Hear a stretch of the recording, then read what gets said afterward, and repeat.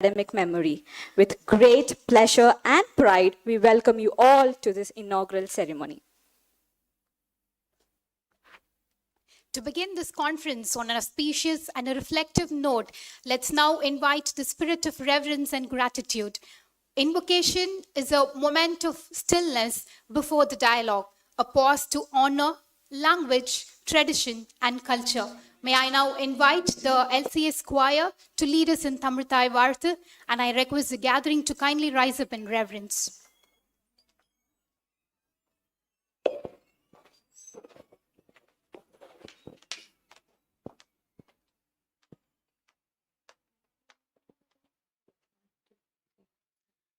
நீராறும் கடலொடுத்த நிலமடந்தை கெழிலொழுகும் சீராரும் வதனமென திகழ் பரத கண்டமிதில் தெக்கனமும் அதிசிறந்த திராவிடனல் திருநாடும் தக்க சிறு பிறை நுதலும் தரித்தனரும் திலகமுமே அத்திலக வாசனை போல் அனைத்துலகும் இன்பமுற எத்திசையும் புகழ் மணக்க இருந்த பெரும் தமிழனங்கே தமிழனங்கே உன் சீரிழமை திறம்பியந்து செயல் வளர்ந்து வாழ்த்துதுமே வாழ்த்துதுமே வாழ்த்துதுமே.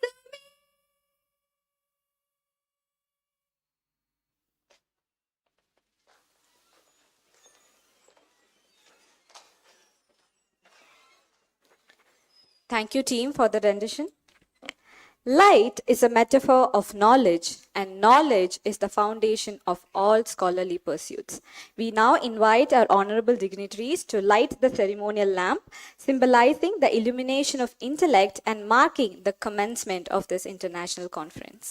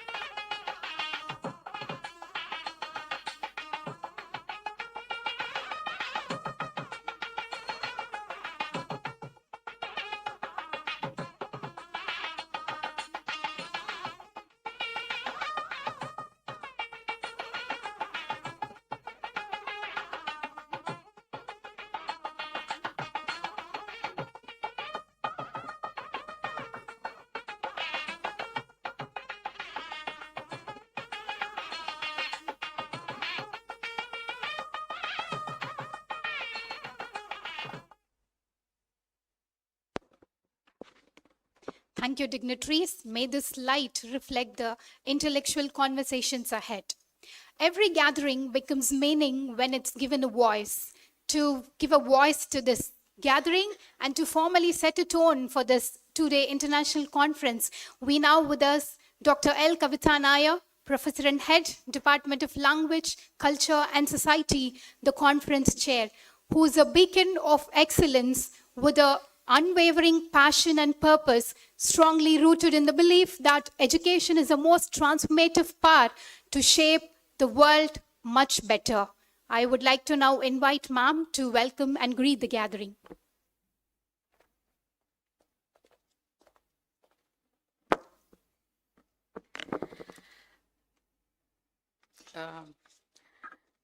Thank you very much, Atulya and Nandini, for that intro.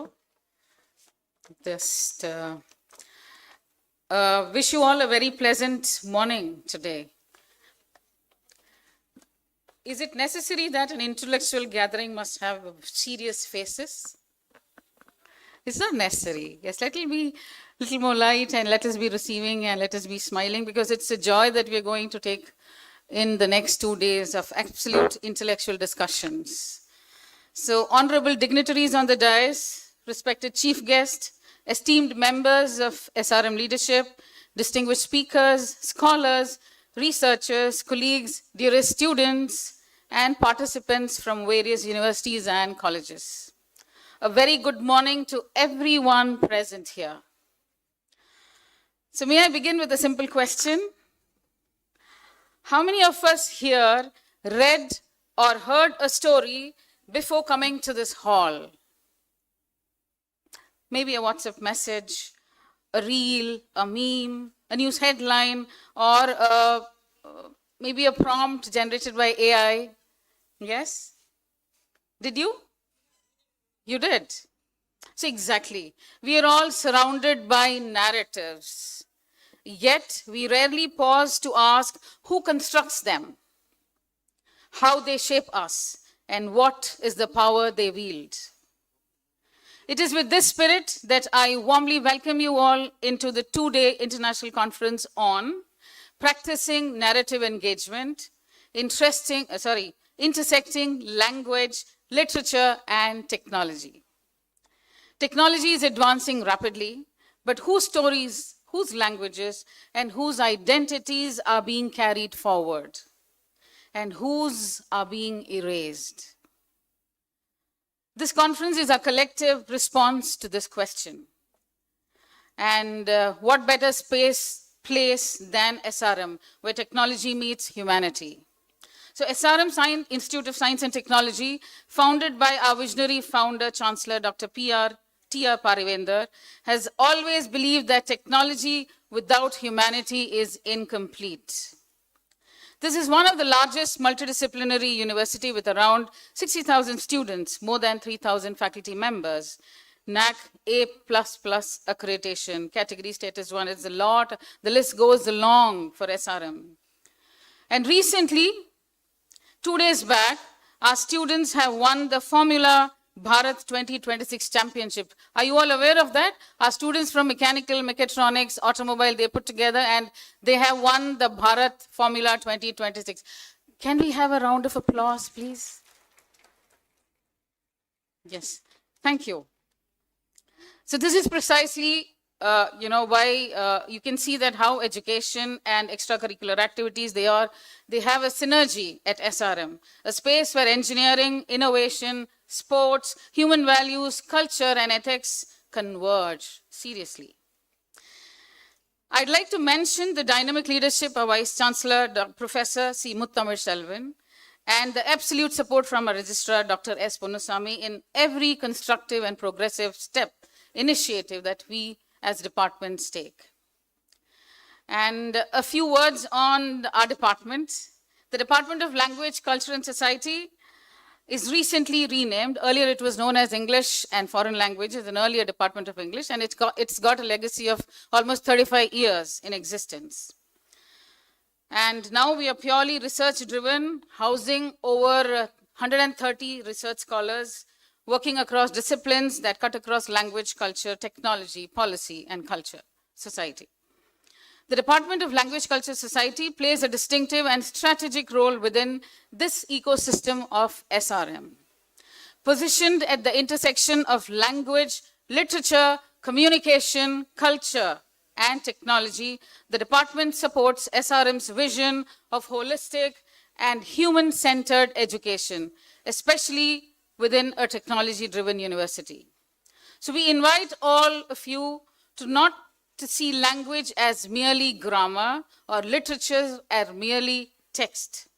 We need all of us to look at language as power, narrative as influence, and culture as living data. In this context, the department has established various cultural and language studies centers for Japanese language, Russian, and Chinese too. One of the department's flagship initiatives is the Center for Indigenous Studies, with a special focus on endangered and underdocumented languages. Our BTech students and scholars are engaged in projects under the center, and they are mostly involved in fieldwork, oral narrative archiving, digital preservation of indigenous knowledge systems, and ethical community-centric research practices. So as the linguist Ken Hale once said, When you lose a language, you lose a culture, an intellectual wealth, a work of art. And we at SRM today are contributing a bit towards preventing this huge erasure. At this juncture, I take this opportunity to welcome our respected chief guest. We're extremely honored to welcome Ms. Teraoke Mami, Advisor for Culture and Information at the Consulate General of Japan. Her distinguished role in cultural diplomacy highlights how narratives function as powerful connectors between civilizations, particularly between India and Japan. Two cultures bound by shared values of tradition, innovation, and respect for knowledge. Her presence at this conference reinforces the idea that language and storytelling are central to international collaboration, cooperation, cultural exchange, and building of meaningful people-to-people connections in a rapidly changing world. Can we have a round of applause for our chief guest, please? Thank you. I'd also would like to extend my warm welcome to our beloved Dean, Engineering and Technology, Dr. Linus Martin, who himself is a master storyteller par excellence, especially on mechanical, automobile engineering, and also people connections too. And I'd like to extend a very warm, friendly welcome to my dear friend, Dr. Priyanka Tripathi, who has accepted with absolute grace to speak in this conference with her first session today. So the conference, Practicing Narrative Engagement, is born out of pressing contemporary question. How do narratives function, transform, and persuade in an age shaped by digital technologies and artificial intelligence? One of my favorite authors, Dr. Chitra Banerjee Divakaruni, her novel, The Palace of Illusions, it opens with one sentence, and it's very, emphatic. It says, stories are a slippery thing. And can you tell me why are stories a slippery thing? Why are stories slippery? Pardon?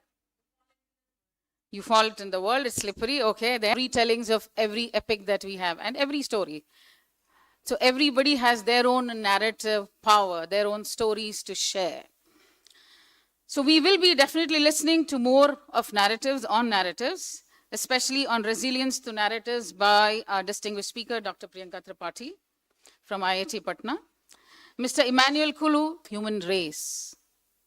Dr. Jairaj John Shekhar from Tamil Nadu will be speaking on language, power, and identity. And we have Dr. Anita Devi Pillai from Singapore. She'll be talking on reclaiming agency and voice, something that's very important today, to reclaim our agency. Now, we are honored to be joined by such eminent scholars whose work exemplifies global thought leadership, each of whom brings deeply grounded yet globally resonant perspective to narrative studies. On behalf of the department, I extend a warm welcome and wish to express gratitude to all the speakers and especially our chief guest for gracefully accepting our invite to share their ideas and narratives with us. So over the next 2 days, this platform brings together scholars from India across and beyond, nearly numbering to 270. At least we have paper presentations over the 2 next days. Scholars will be exploring on how language, literature, digital tools, and immersive technologies, narrative ethics intersect, reshape storytelling, meaning making, and knowledge dissemination. So I invite each one of you to choose your sessions to discuss, to discover, and disseminate by creating conversations. So our goal is simple but ambitious, though, to ensure that as technology advances, humanity does not retreat. So let us together ensure that storytelling, human, ethical, inclusive, continues to shape our world. Once again, I welcome all of you into this wonderful conference, a 2-day conference, and invite all of you to share and collaborate and create better and biggest stories for the next of your lives. Thank you very much. Happy conferencing. Thank you.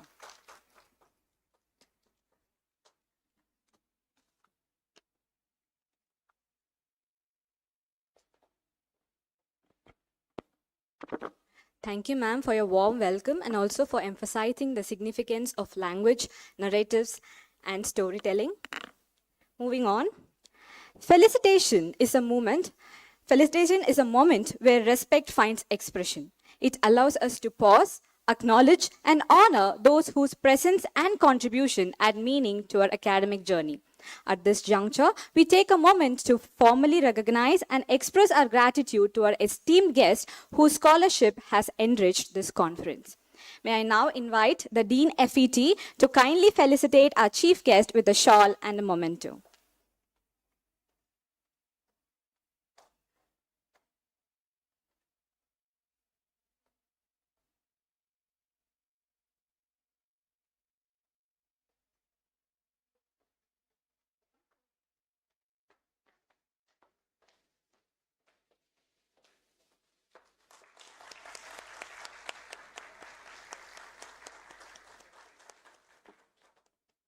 I again request our respected Dean to honor the keynote speaker of the first plenary session, Dr. Priyanka Tripathi, with memento.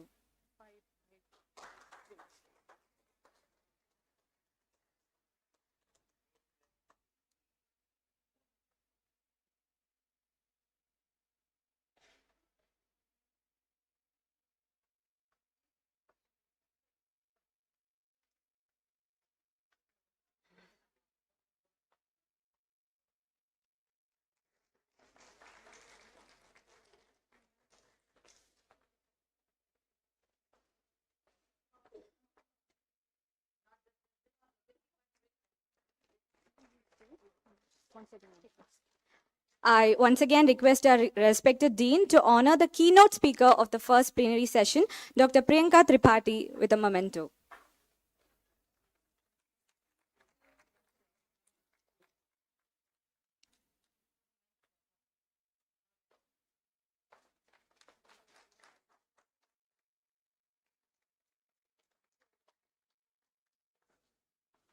I now invite Dr. L. Kavita Nair, Professor and Head, Department of LCS, the conference chair, to kindly felicitate our Dean.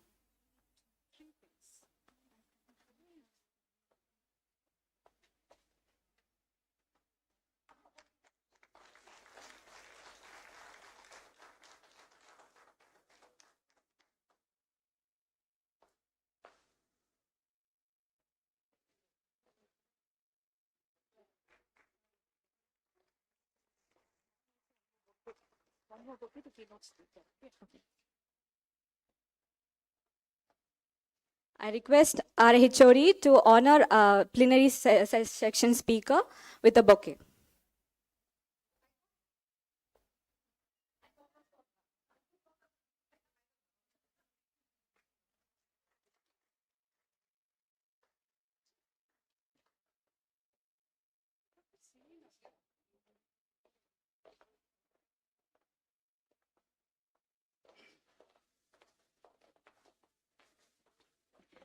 Thank you, sir and ma'am, for those honor. We now arrive at the most significant moment of this conference, the release of the conference proceedings. Yet another jewel has been added to the royal diadem of the Department of Language, Culture and Society. The conference proceedings, a carefully curated volume that brings together diverse perspective, critical thinking, and scholarly research contributions. May I now kindly request our Dean CET, Dr. Linus Jesu Martin, to release our conference proceedings, and I humbly request our chief guest to graciously receive the first copy of it.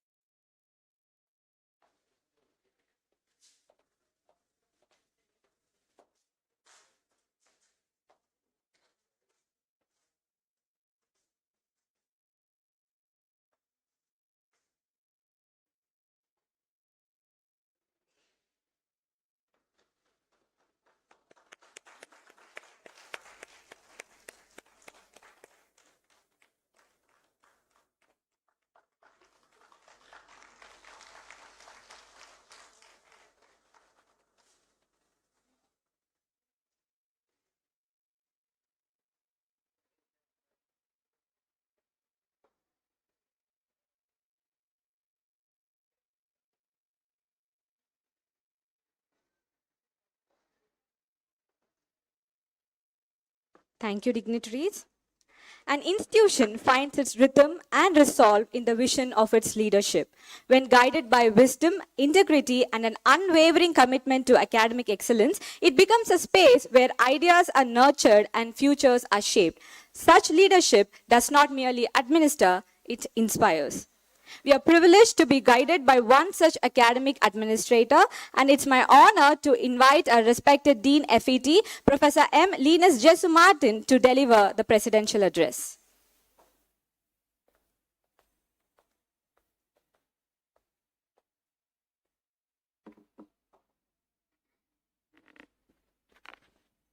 Good morning, one and all present here. Miss Tarakumami, am I correct? Tarakumami.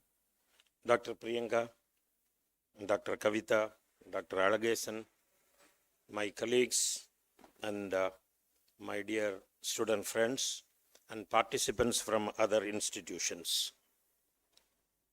It gives me immense pleasure to be associated with this conference, a conference dealing with narratives.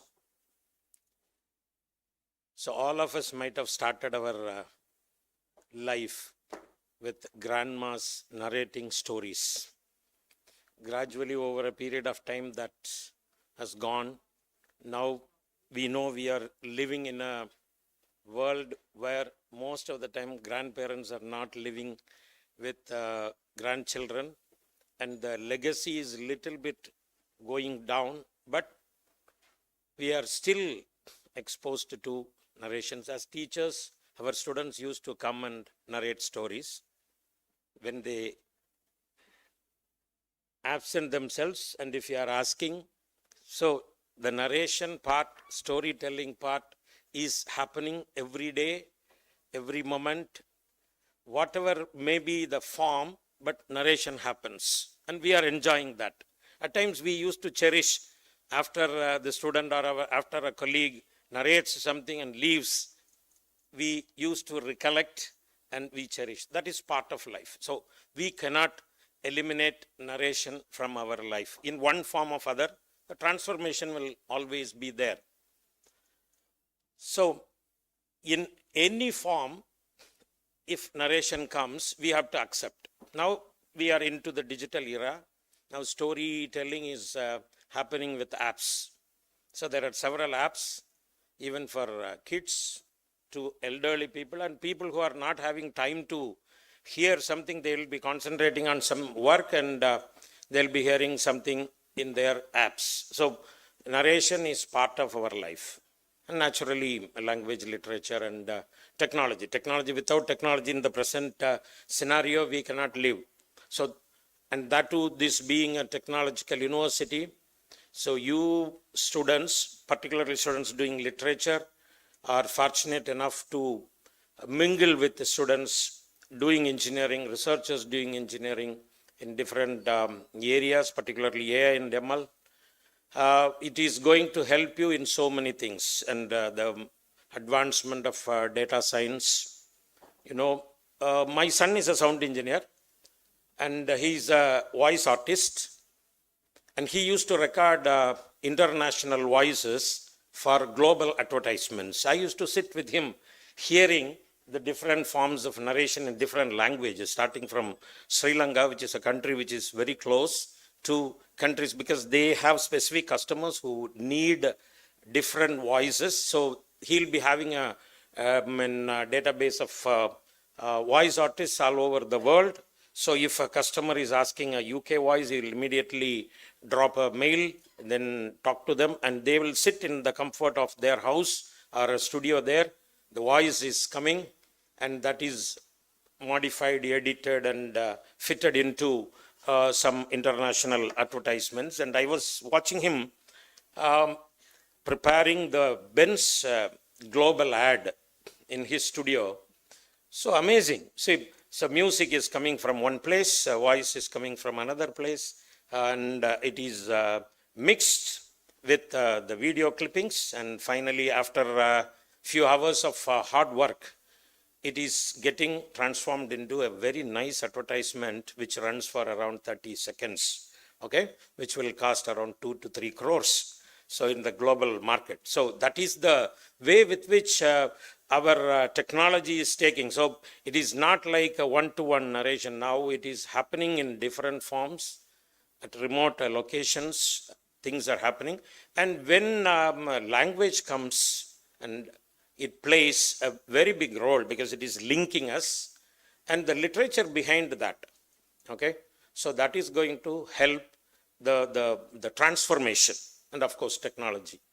So we cannot escape narration, and conferences like this brings people from different countries.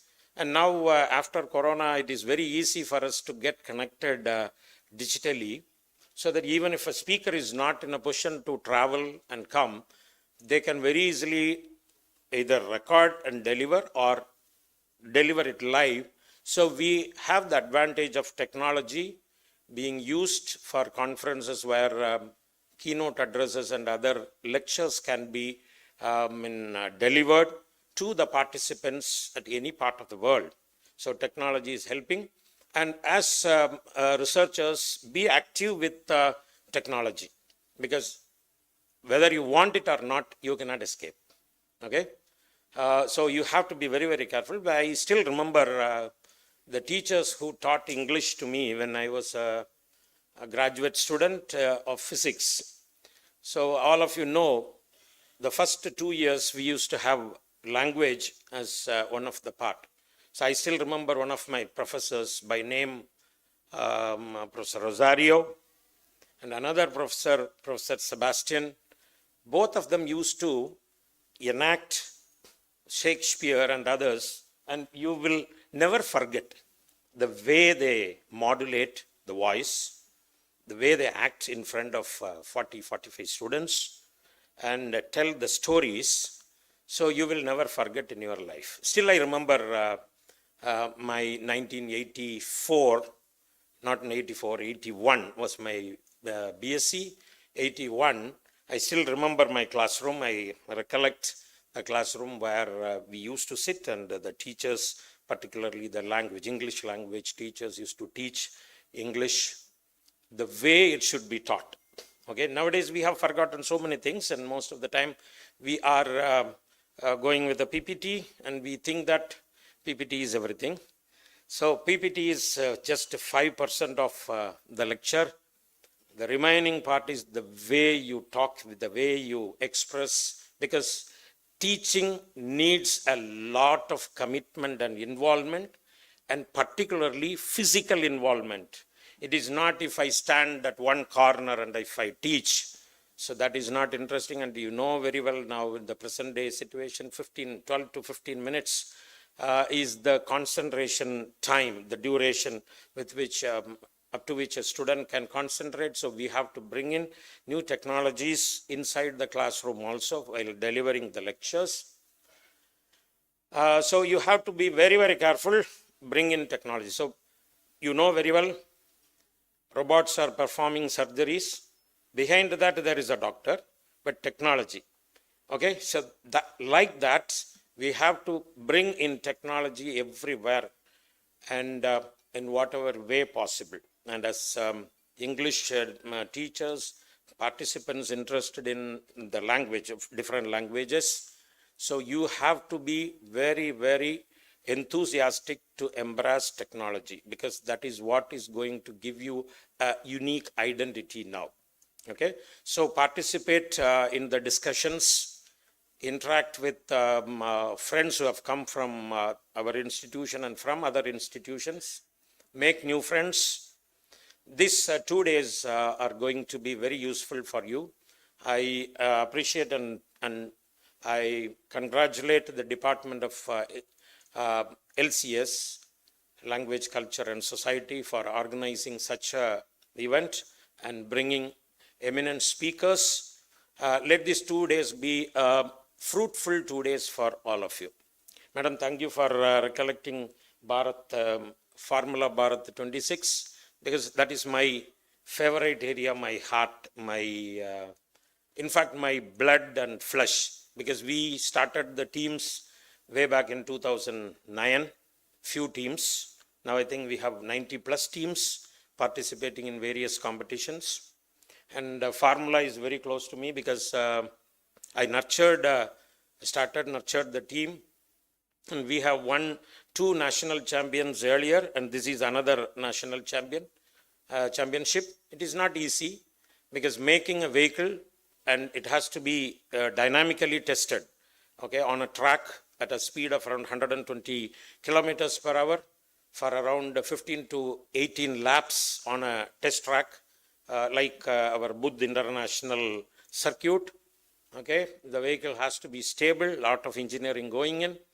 So students from various departments participating, and the chancellor himself inviting the team yesterday, interacting with the team for around 15-20 minutes, hosting a tea.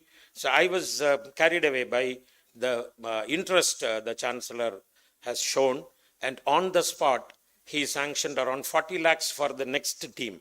Okay, so the team captain just gave him a request, sir, we may require around 40 lakhs for the next season.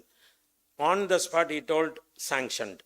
So that is the interest with which the university leadership is, showing interest towards research activities. So as students of SRM, you people are fortunate to be part of the big institution, which is having a big legacy, and you are part of the journey. Okay, so contribute yourselves when you are here, learn, equip yourselves for the world which you are going to face after you leave the institution. You cannot get that back. Okay, all the best and congratulations for the department, and thank you once again for the nice opportunity. Thank you.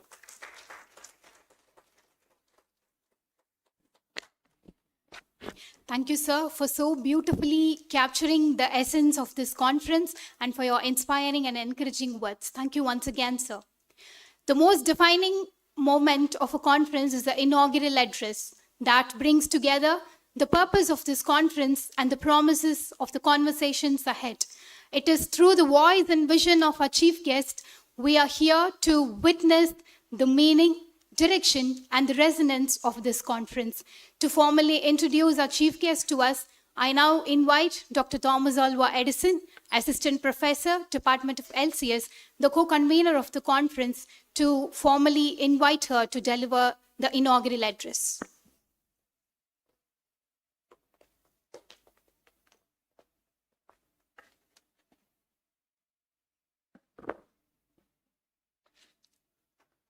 Every morning is a cheerful invitation to make my life of equal simplicity, and I may say innocence with nature herself, said by Henry David Thoreau. Good morning, one and all to present here. Honorable patrons, Dr. T.R. Parivendar, Founder Chancellor, SRM Institute of Science and Technology, Dr. Ravi Pachamuthu, Pro Chancellor, Administration, Dr. P. Satyanarayanan, Pro Chancellor, Academics, Advisory Board members, Dr. C. Muttamil Chelvan, the Vice Chancellor, Dr. S. Ponnusamy, the Registrar, Dr. M. Linus Jesu Martin, the Dean of CET, Dr. Bernard Shaw Napoleon, the Dean of Research, and Dr. M. Ardhanariswari, the Chairperson, School of Basic Sciences. It is with great honor that we introduce to this esteemed gathering Ms. Mami Teroka, a distinguished researcher and advisor in the Culture and Information section at Consulate General of Japan in Chennai. Ms. Teroka is actively engaged in advancing cultural diplomacy between Japan and India, contributing meaningfully to the strengthening of bilateral cultural relations through thoughtfully mutual understanding and international cooperation. She has played a pivotal role in the planning and implementation of major cultural programs, including Japanese film festivals, Japanese language and speech contests, and outreach initiatives related to Government of Japan scholarships. Her involvement in large-scale public events such as the Chennai Japan Expo reflects her commitment to fostering intercultural exchange, public engagement at both academic and community levels. In addition to these initiatives, Ms. Teroka actively conducts cultural workshops, oversees public relation activities, and manages digital communication platforms, including website and social media outreach. Through these multifaceted efforts, she has contributed to making Japanese culture, language, and values accessible to diverse audiences across India. At a conference that seeks to encourage dialogue across cultures, disciplines, and nations, Ms. Teruka's professional journey stands as a compelling example of how cultural engagement can function as an intellectual bridge between societies. Her experience in cultural policy, international communication, and cross-cultural collaboration offers valuable insights for scholars and practitioners alike. On behalf of the organizing committee and all participants gathered here, it is our distinct privilege to invite Ms. Mami Teruka to kindly deliver the chief guest address for this international conference. Welcome, ma'am.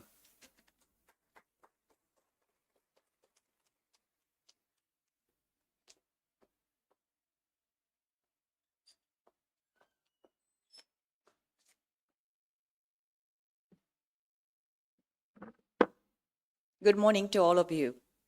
Good morning. Ohayo gozaimasu. Thank you very much for beautifully introducing about myself. I haven't really been explaining and introducing about myself so well, and it's really nice on behalf of the Consul General of Japan in Chennai. It is my great honor to be here today.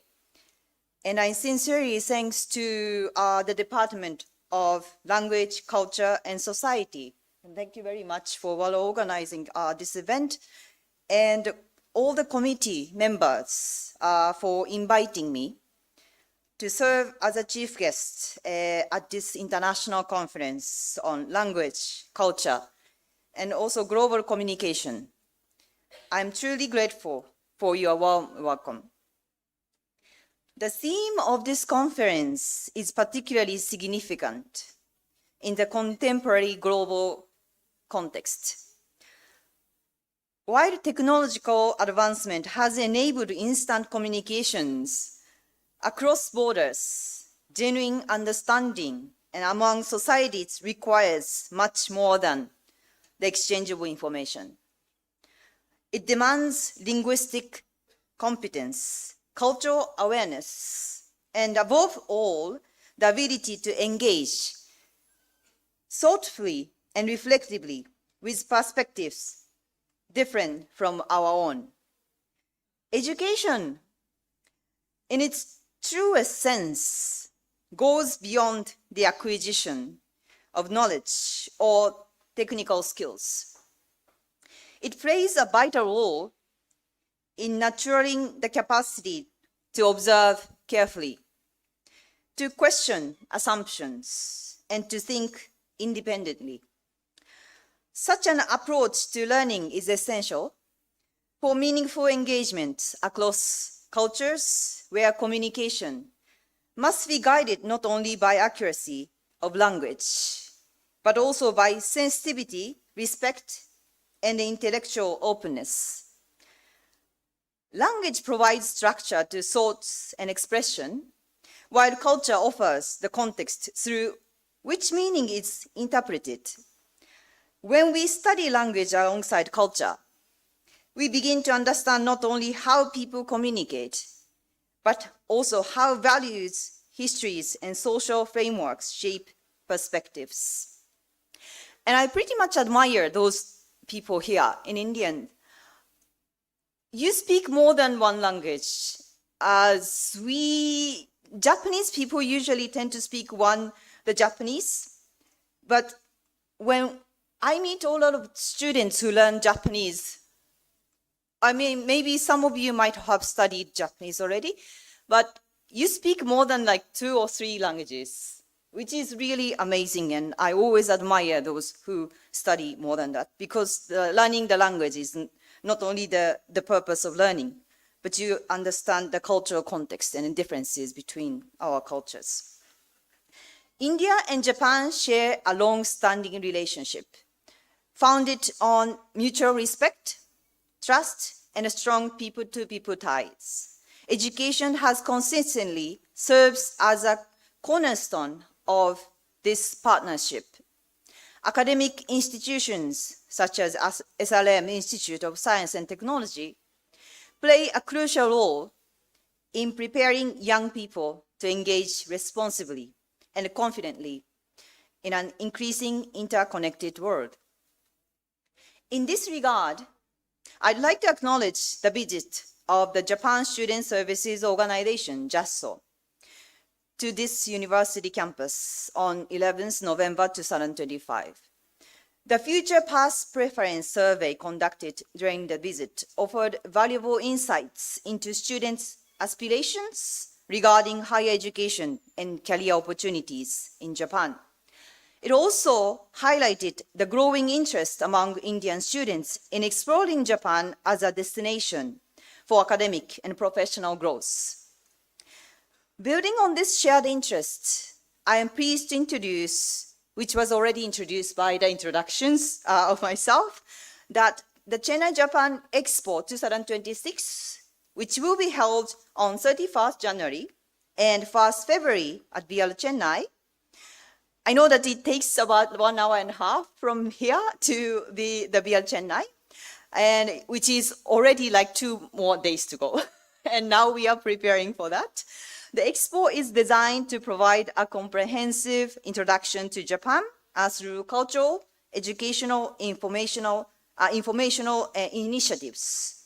It will feature traditional arts, cultural performances, and martial arts demonstrations, and participations from Japanese universities, organizations, companies, and prefectural representatives, such as from Osaka Prefecture.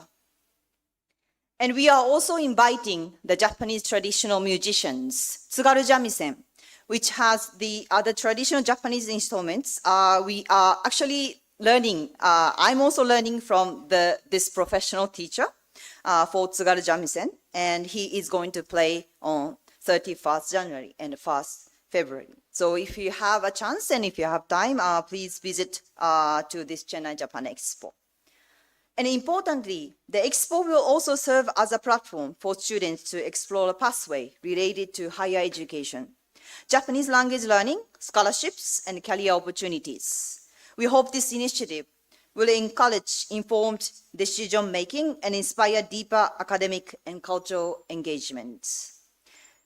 Initiatives such as this conference and the Chennai Japan Expo underscore the importance of creating spaces where thoughtful dialogue, critical inquiry, and cross-cultural understanding can flourish. They remind us that education is not merely about preparation for employment, but about developing clearly of thoughts and sense of global responsibility. You would not imagine the first time I came to India was when I was a student like yours. And you would never imagine after 10 more years, you would see yourself in the country you visited like 10 years back, that you will be speaking to the students that the age of yours who went to the countries like 10 years back. So, and by the way, I was also the students who are always sitting at the back of the seat, at the back, and trying to hide from the speaker, that he or she never see me. But you never know that you will be the one in the future that speaking to all the students. And in conclusion, I'd like to commend the organizers for bringing together scholars, educators, and the students for this meaningful academic exchange. And I'm confident that discussions and deliberation during this conference will contribute to new insights, strengthened collaborations, and broader global perspective. I look forward, and personally I look forward to listening to all the sessions and also continued engagements with SRM Institute of Science and Technology, and to further strengthening the academic and cultural ties between Japan and India. Thank you so much. Thank you very much for the invitations. Thank you so much for listening.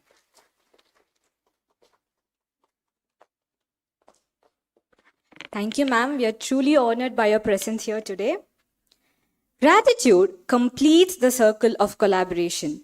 It is now time to acknowledge with thanks all those whose efforts, support, and goodwill have contributed to the success of this international conference.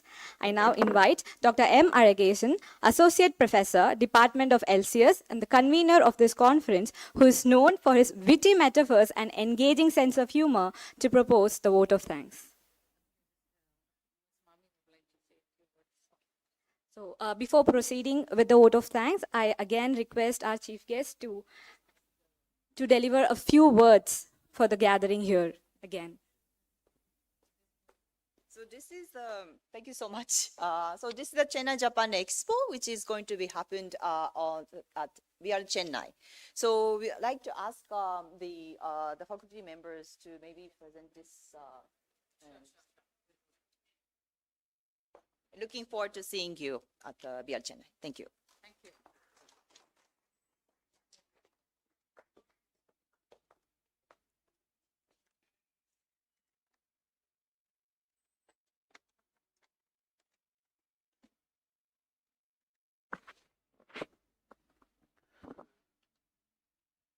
மொழிகள் ஆயிரம் இருந்தாலும் அவரவர்க்கு அவர்தம் தாய்மொழியே அருமையிலும் அருமையான மொழி. எனக்கும் அப்படித்தான். ஆகவே என் மூப்பில்லா முத்தமிழுக்கு முதல் வணக்கம் கூறி என் நன்றி உரையை துவங்குகிறேன். Good morning to all. I stand in front of you as a proud representative of the Department of Language, Culture and Society. When we were the EFL department, we felt that we were one of the contents of the engineering curriculum, whereas the new name, Language, Culture and Society, makes us feel our horizon is further extended. It may sound childish, but it makes us feel machine language, agriculture, engineering, society are as the branches of our department. At the outset, we thank the management for giving the significant name to our department and for sanctioning lump sum fund for our department events. I extend my gratitude to our chief guest, Teraoka Mami, Advisor for Culture and Information, Consulate General of Japan.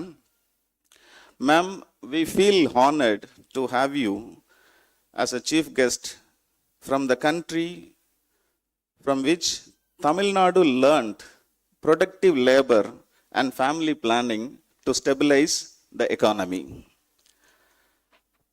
Our former chief minister, C.N. Annadurai, said, we have to learn from Japan instead of America, because America did not face disastrous situations like Japan. Japan is known for its resilience to fight back the calamities. Thank you, ma'am, for gracing our inaugural function by your majestic presence. Next, I thank our beloved Dean, Dr. Linus Jesu Martin. Sir, one of your LinkedIn followers had posted, you are capable of running a corporate sector very smoothly. Then why you choose teaching? I can answer him on your behalf. A great humanitarian and passionate professors like you are much needed in the man-making industry. Sir, thank you so much for showing the best version of humanity in your leadership. I would like to express my sincere thanks to our HOD, Dr. Kavita Nair. Like the history of English witnessed different eras, our department also has more than 40 years of lineage. Like the Edwards, Jameses, and Charles in the history of English, so many HODs adored the chair and gave their best contributions. But Queen Elizabeth's age is a golden age. In the same way, we cannot deny the fact that our department has grown rapidly under your leadership. Thank you very much for everything, ma'am. But, ma'am, Queen Victoria's period is more productive and prosperous period in all the sectors. I hope you will take us to that era by devising an amicable administrative strategies. Thank you, ma'am. I wish to express my gratefulness to our plenary speaker, Dr. Priyanka Tripathi, who has come all the way from Patna to grace our conference by her scholarship and elegance. Ma'am,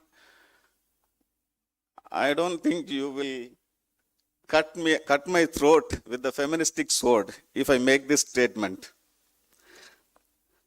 There is a general statement, not mine. Intelligence and beauty will not go together.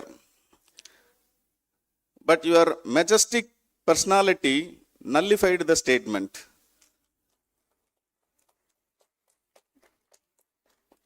Thank you, ma'am, for your acceptance and showing utmost tolerance when we troubled you through frequent messages.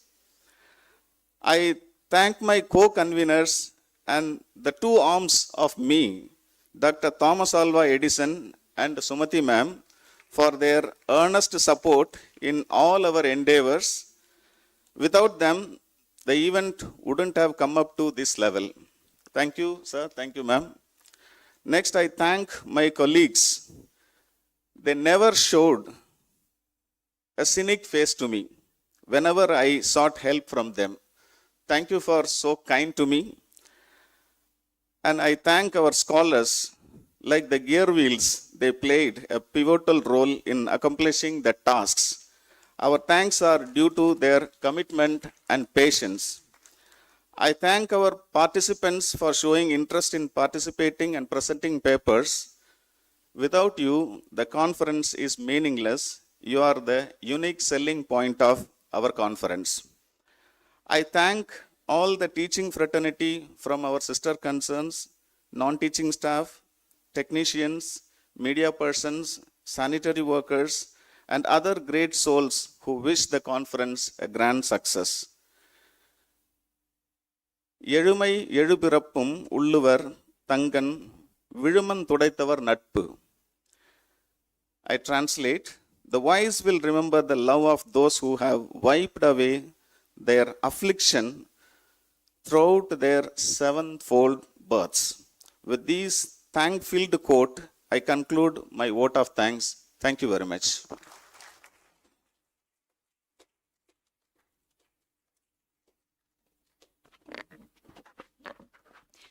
Thank you, sir, for so beautifully acknowledging each and every one with your unique style of vote of thanks. Thank you once again, sir. As we have reached the end of this inaugural ceremony, I kindly request every one of you to rise up for the national anthem, and I invite the LCS choir to lead us in the national anthem.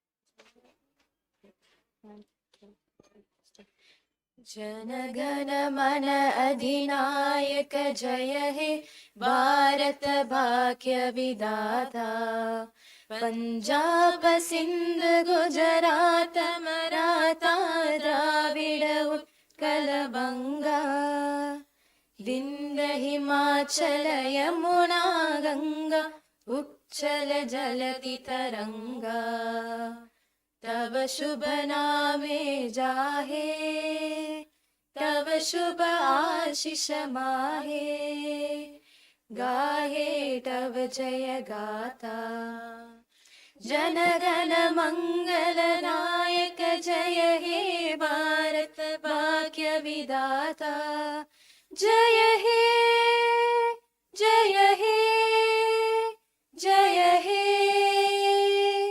जय जय जय जय हे.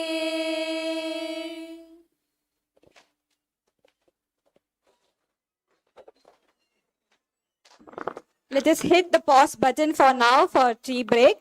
Tea and refreshments await your arrival outside the hall. Kindly make yourselves.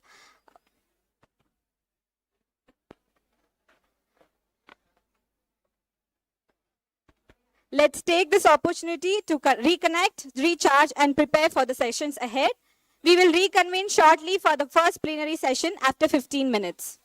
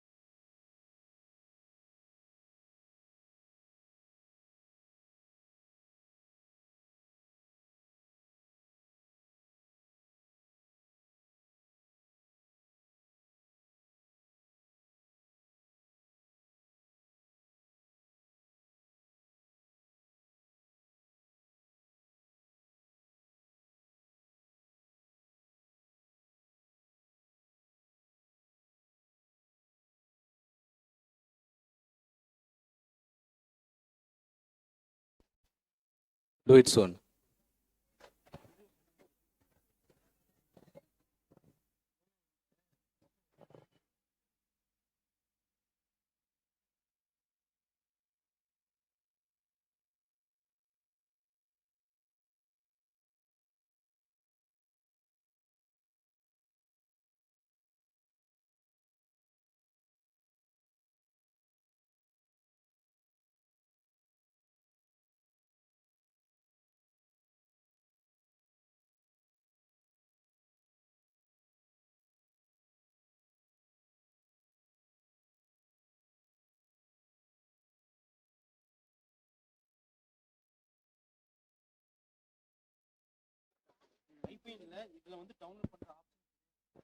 Yes, dear participants, the stage looks so scattered. No, like the seating looks so scattered. All of you can come forward and you can occupy the front rows of chairs. நாங்க தான் நாளைக்கு நாம university மாற்றி அவர் Balaji sir மீட்டிங்ல சொல்லிட்டாரு நீ எதுவுமே பண்ணாத அவுட் எதுவும் எடுத்து கொடுக்காத ஒன்லி லைவ் மட்டும் பண்ணு.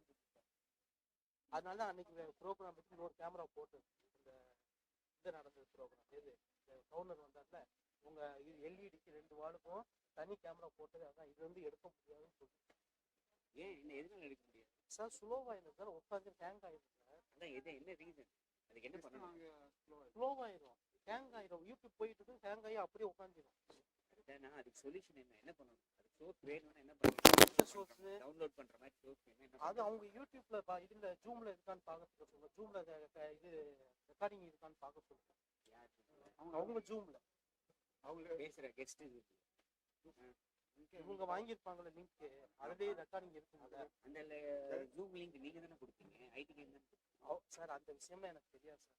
அவங்களா தனியா வாங்கிட்டாங்க. எனக்கு சொன்னது லைவ் மட்டும் என்னை டிஸ்டர்ப் பண்ணாது. இதுல இருந்து எடுத்துக்கணும்னா இப்போ இது யூடியூப் நீங்க ஜூம்ல போட முடியாது லைவ் வர முடியாது. நான் என் சைடில் 3 நாளைக்கு முன்னாடி அவங்கள்ட்ட கேட்டேன். இவங்க ஒரு வாரத்தை ஆமா லைவ் ஜூம் செக்ஷன் போது ஒரு டெமோ பார்க்கணும்னா பிரச்சனையே இல்லை. இப்போ வந்து சொல்றாங்க காலையில் டெமோ பண்ண பார்க்கணும்.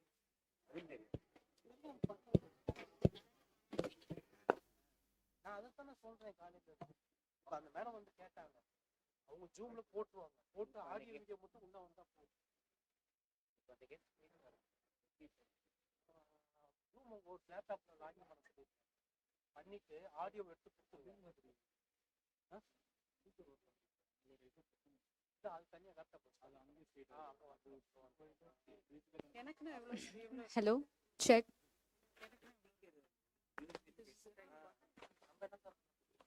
Hello. Catching, huh? Hello. Catching.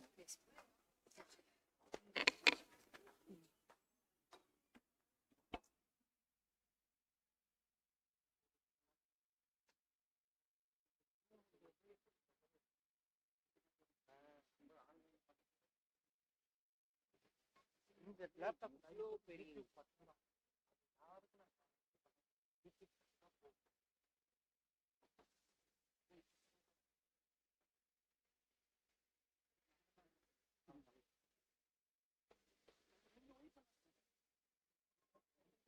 யாருக்கு சார் ரொம்ப டென்ஷன் ஆகிறாரு.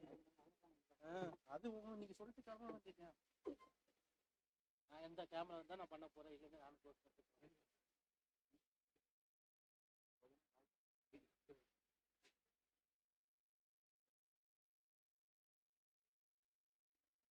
ஐபி சிஸ்டம் இதை நம்ம அவுட்டே எடுத்து கொடுக்கக்கூடாது. 2வது அவுட்டே கொடுக்கக்கூடாது. அதனால தான் அவர்கிட்ட சொல்லிட்டேன் ஏன் இது எதுவும் வராத உங்களுக்கு தேவைன்னா ஒரு லேப்டாப் வச்சு அவுட் அந்த மாதிரி கொடுத்துட்டு நீங்கள் வார்டுக்கு எத்தனை பிபிடினாலும் போடுங்க. நான் வார்டுக்கு லைவ் போட்டு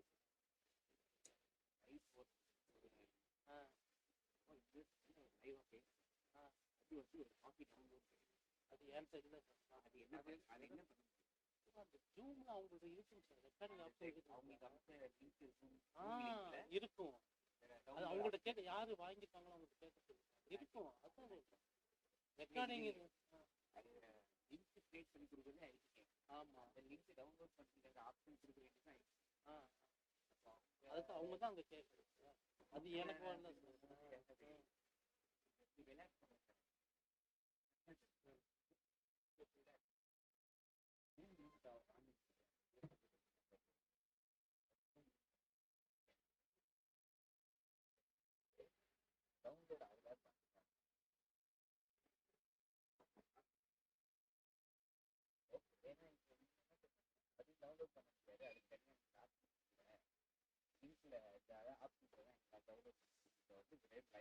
லைவ் மட்டும்தான், லேப்டாப்பு லைவ் மட்டும்தான் சார்.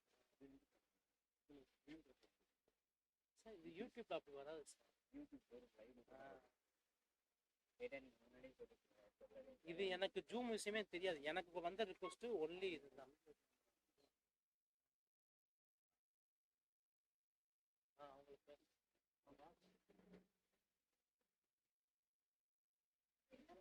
இது எப்போ ஸ்டார்ட் பண்ணுங்க? ஆர்டர் போட்டு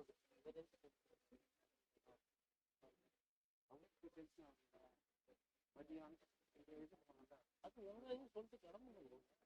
அது உங்க நம்மள நோண்டக்கூடாது. எங்களை கேட்டேன் ஃபுல்லா பண்ணுங்கன்னு சொல்லிருந்தாங்க. 5 மணி வரைக்கும் முடியிற வரைக்கும் பண்ணுறாங்க. சரி உட்காந்துட்டாங்க.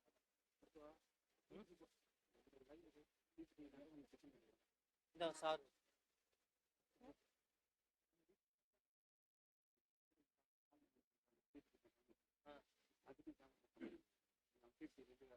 இப்ப நீங்க உங்க கேமரா மூலம் தானே எனக்கு அவுட் வெளியே போகும். புரியுதுங்களா? நீங்க தான் அந்த கேப்சர் பண்ணி எனக்கு கொடுக்க போறீங்க. நான் யூடியூப்ல போட போறேன். நீங்களே கேமரா எடுத்துட்டு போனா நான் எதுக்கு உட்காந்து பண்ணேன்? புரியுதா? எப்படி இருந்தாலும் பிடிச்சிக்குவோம். நீங்க தான் எங்களுக்கு நான் எழுத முடியுவேன். கேமரா கொடுக்கல. உங்க லேப்டாப்ல ஜூம் லாகின் பண்ணி அவங்க அவுட்டு போகும் சார். நீங்க அதை அப்படியே கேப்சர் பண்ணுவீங்க. ஸ்பீக்கர் மூலமா உங்களுக்கு ஆடியோ நான் இதுல இன்புட்டா கொடுப்பேன். ஆள் பேசுறதுக்கு வந்து ஜூம் அவ்வளவுதான். ஆமா, இதுலதான் போகும். இல்ல எனக்கு ஜூம் வேணாம் ஆன்லைன்னா நான் பாட்டுக்கு கொடுத்துட்டேன்.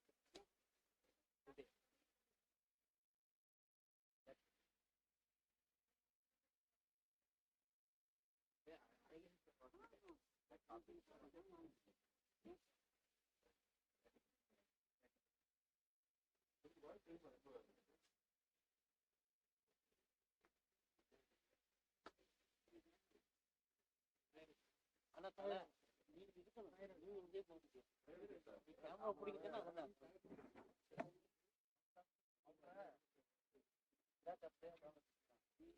அவங்க பாட்டு சார். நீங்க எதுக்கு சார் ஒரு பாட்டு நம்ம சம்மந்தம் பாத்தீங்க. உங்களுக்கு தேவை நீங்க ரெக்கார்டிங் இது பண்ணுறது அதோட முடிச்சு. நான் என்னோட வேலை யூடியூப் பண்ணுறேன். அவங்க ரெக்கார்டிங் அவங்க பார்த்துக்கலாம்.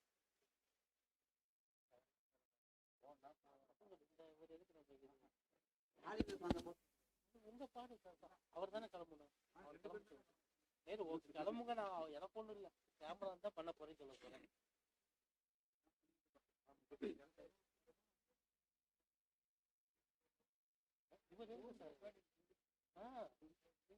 அவங்க போறோம். அவங்க பண்றாங்க. அவங்க அதே பண்ணிக்குவாங்க. லைவ்ல வந்துட்டு போகுது. இது எதுக்கு அவர் வந்து இங்க வந்து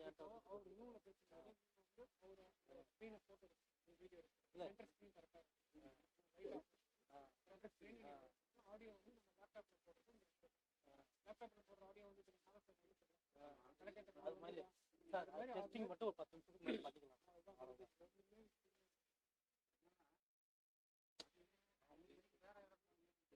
அதுதான் இப்போ உங்க பிரச்சனை. நீங்க சொல்லணும் அவங்கள. அது எதுக்கு எங்களுக்கு கொண்டு வரீங்க? அதான் சார் அது உங்க பிரச்சனை. அது பிரச்சனை இல்லை சார். யூடியூப்புக்கு என்ன பண்ணுவீங்கன்னு கேட்குறேன். நீங்க கேமரா பிடிக்கிட்டீங்கன்னா நானும் மூடி வச்சுட்டு கிளம்பிடுவேன். ஏன்னா எனக்கு கேமரா கட்டணும் போச்சு. எதுக்கு நீங்க ஓடி எனக்கு வேணாம். நீங்க இல்லைன்னா ஆனா அவரு இல்லைன்னா நீங்க உண்டு. ஆமா, நீங்க இல்லைன்னா நான் இல்லை. 3 மணிக்கு வெளியே போனா சொல்லிட்டு மூடி வச்சுன்னா மூடி வச்சுட்டு நானும் மூடி வச்சு கிளம்பிடுவேன்.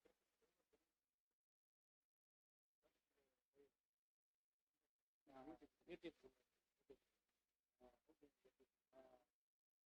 அவங்க வேணாம்ப்பா 3 மணியை க்ளோஸ் பண்ணி நீங்க கிளம்பி அப்புறம் 3 மணிக்கு அது நீங்க தான் பேசி அவர்கிட்ட கண்டு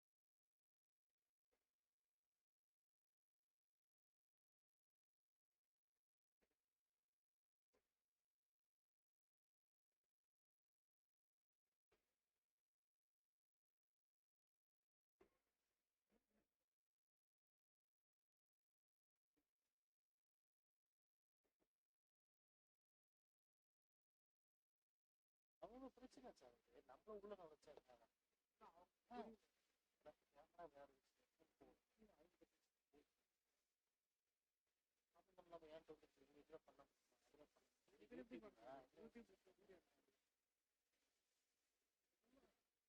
உன் பிரச்சனை நீ பேசி முடிச்சுட்டு பண்ணட்டும் அப்போ அவங்கள்ட்ட பேசி போயிடு எதுக்கு மக்கள்கிட்ட உங்களே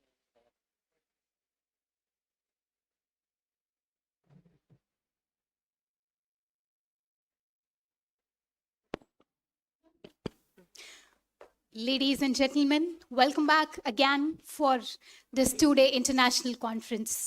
We hope the break offered you a moment to recharge, reconnect, and rethink whatever that happened. We believe that the inaugural ceremony had laid a strong foundation for the academic deliberations ahead. It's now time to move into the first plenary session for this international conference. And for that, we have an eminent personality with us. And I now request Dr. M. Sumati, Assistant Professor, Department of LCS, the co-convener of the conference, to formally introduce the chief guest and invite her to deliver the plenary session. Over to Sumati, ma'am.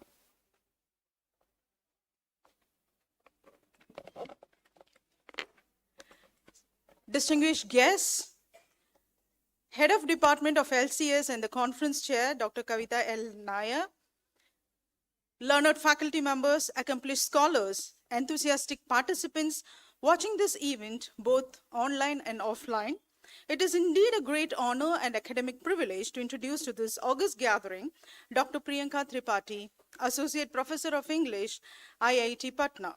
Formerly, she was also the head of Department of Humanities and Social Sciences at the Indian Institute of Technology, Patna. Her academic leadership and intellectual engagement reflect a sustained commitment to advancing humanities scholarship in premier technical institutions, thereby fostering meaningful interdisciplinary dialogue. At the global level, Professor Tripathi plays a pivotal editorial and scholarly role. She is the fellowship coordinator for the Journal of International Women's Studies at Bridgewater State University, USA, and she serves as an associate editor for the prestigious Taylor and Francis journals, including the Journal of Graphic Novels and Comics and Global South Literary Studies. These positions testify to her scholarly credibility and global academic influence. Her research excellence has been recognized through highly competitive international fellowships, notably the Charles Wallace India Trust Visiting Fellowship at the University of Leeds and the IPD Visiting Research Fellowship at the University of Edinburgh. These affiliations underscore the international resonance and scholarly rigor of her research contributions. Professor Tripathi is the author of the acclaimed monograph, The Gendered War, Evaluating Feminist Ethnographic Narratives of the 1971 War of Bangladesh, published by the Bloomsbury in 2022, and has a forthcoming monograph with the National Book Trust of India titled Man Ki Baat and Bharatiya Art, Culture and Heritage. Her work engages deeply with medical humanities, gender studies, South Asian fiction, and graphic novels, offering nuanced perspectives on culture, conflict, and representation. As we convene at this international conference to reflect, deliberate, and reimagine knowledge across disciplines, we are indeed privileged to engage with an academician whose academic journey exemplifies intellectual depth, global engagement, and scholarly integrity. Her session today is going to be on the topic Rethinking Resilience, Addressing Dalit Childhood in Selected Indian Picture Books. I humbly invite Professor Priyanka Tripathi to take over the session. Over to you, ma'am.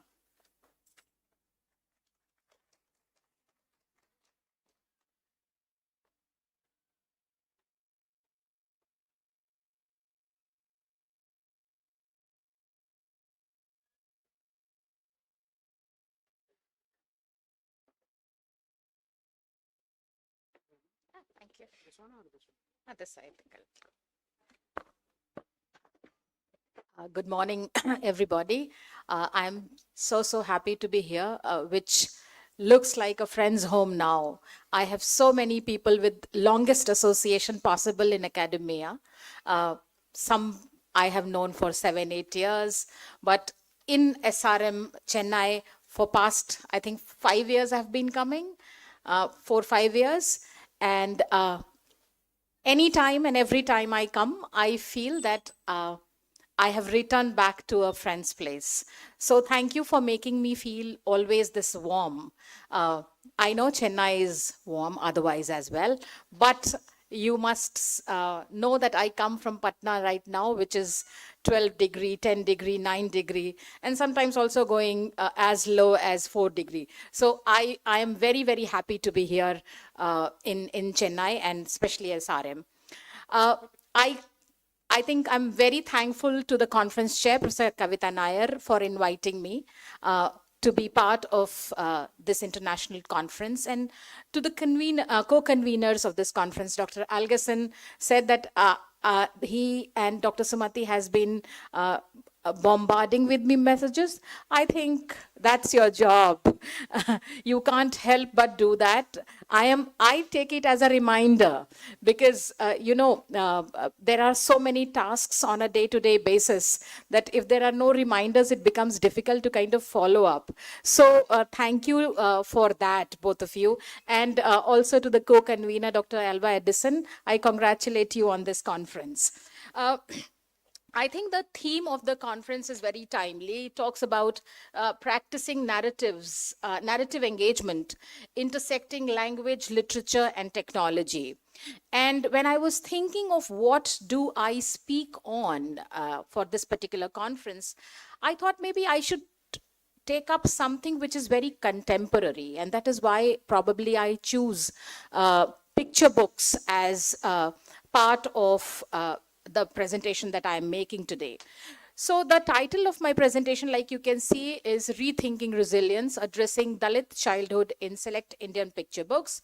And primarily, if you look at my basic argument, it contradicts to the idea that most of the times the narratives that are produced from Indian corpus, especially Indian graphic narratives, which also includes picture books, has been targeting only upper caste Hindus. So through this presentation, I challenge, this is superlative claim, and I challenge because I take up 3 picture book narratives which talk about the marginalized childhood in their writing. So when you look at this title, you find that resilience is not a quality which is positioned on from the center and margin, but it is probably a human kind of a phenomena, and that is what I discuss. The second part of my presentation, I talk about picture books in terms of the techniques. I remember reading a graphic narrative, Priya Shakti with the Blipper app. And that was my first brush with how technology is now getting infused with literature. Over a period of time, if you look at how digital humanities have expanded in literature, you will see that so many things are getting archived, which was not possible without the interface of humanities with the engineering or technology. I think natural language processing is another area we can discuss, but let us go into what I want to say about picture books today. So quickly, I talk about introducing the caste system, but this is not so important because all of us know about this system. What is important here is to understand that the whole concept of Varna system was originally a labor-based construct, but over a period of time, it became, birth-based, which is slightly problematic. And how we position somebody, I think there is one speaker who will talk about race. So it it also kind of, if you look at how the discourse of caste system operates, it has the same kind of intersection as we have in the global literary studies for race. Why then talk about picture books? So when we see Indian literature representing the lives of the marginalized, we see that mostly it is happening in the field of social anthropology and sociology, or in case of literature, autobiographical writings. But the area of children's literature, Superle argued that it is without these kind of intersections. However, when we look at the contemporary picture books, they have challenged Superle's claim by interrogating caste at in various ways. Since these texts also offer multiple modes, active involvement, subjective engagement, and personal interpretation, picture books become the most efficient modes of children's literature. So some of you might also be interested in children's literature. I will talk a little bit on that as well. But there is another prominent reason why Indian picture books have been chosen for this presentation. It is primarily because of the dynamic shift that is happening across publishing industry, specifically of Indian children picture books. We know we have some people who write children books here. So I think that is again an important discourse that has become instrumental in how literature has shifted its gear as far as different forms are concerned. I'll quickly take you through Indian picture books and publishing industry, which if you look at the graphical representation in this literature, it was pioneered by Anant Pai's Amar Chitrakatha. And if you go into the history of how these narratives were created, when he was a small kid, he came across, so there was this train which was going, and they had thrown some books which had comic strips and things like that, which had graphical representation. And Pai came across that. And then he thought that probably this was a good way to kind of start. If you look at the origins of Amar Chitrakatha, he probably talks about that. And since 1967, Amar Chitrakatha has been a phenomena which we can associate with Indian culture. The idea behind starting a comic book series devoted to Indian culture and history came to Pai from a quiz contest, particularly aired on Doordarshan in February 1967. So what happened then when he asked these questions, many questions about Greek mythology, the students replied. But very basic questions like in the Ramayana, who was Rama's mother, they could not reply. And Pai thought that this was very central to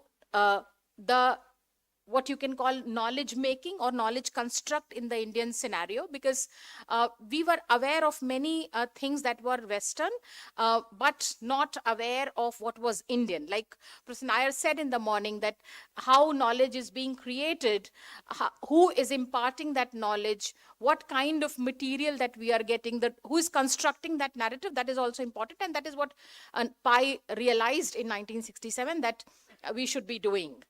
Picture books emerged in 21st century as an innovative aesthetic experience and experiment, which were part of expansion of not just culture, but also economy and the publishing industry. However, their reach has been limited due to the production cost and the stereotype of being more for amusement rather than learning. But there are publishing houses like Tulika, Katha, Puffin, Picker York, and Pratham, who have been producing quite a range and bulk of material on picture books and catering to the genre of children's literature in India. A brief view of the website of this publishing houses are published, shown, you can see here. They are all targeting towards bringing in different themes across the country to be not just targeting on one theme, but being inclusive of diverse range that we have. There are many awards that have been instituted. There are notable awards which are internationally acclaimed, like White Raven Award, Neve Book Award, Book Award, South Asian Book Award, Peekaboo Children's Choice Award, the Best of Indian Children Writing, Contemporary and Hindu Young World Good Books Award, which have been instituted. So the first book I choose, I just kind of wanted to set the tone of how children's literature is gearing up for not just production of literature in this genre, but also research. And you know that we are in a department now which is called Literature, Culture and Society. And unless there is a societal unless there is a society which is conducive of producing the culture that it wants, probably literature will not be there. And hence, from that space, this comes. So the first book I choose is called The Boy Who Asked Bhim Rao, The Boy Who Asked Why. This was published in 2015. It's a book by Soumya Rajendran and Satvik Ghade. The book has been celebrated for its excellence, winning the Darsana National Award in 2016 and being honored as the Book of Excellence at the South Asia Book Awards in the USA in 2015 itself. So it's a very captivating way of storytelling. It's a story of a young boy, Bhim Rao, very inquisitive in nature and unwavering determination, which led him towards a transformative journey.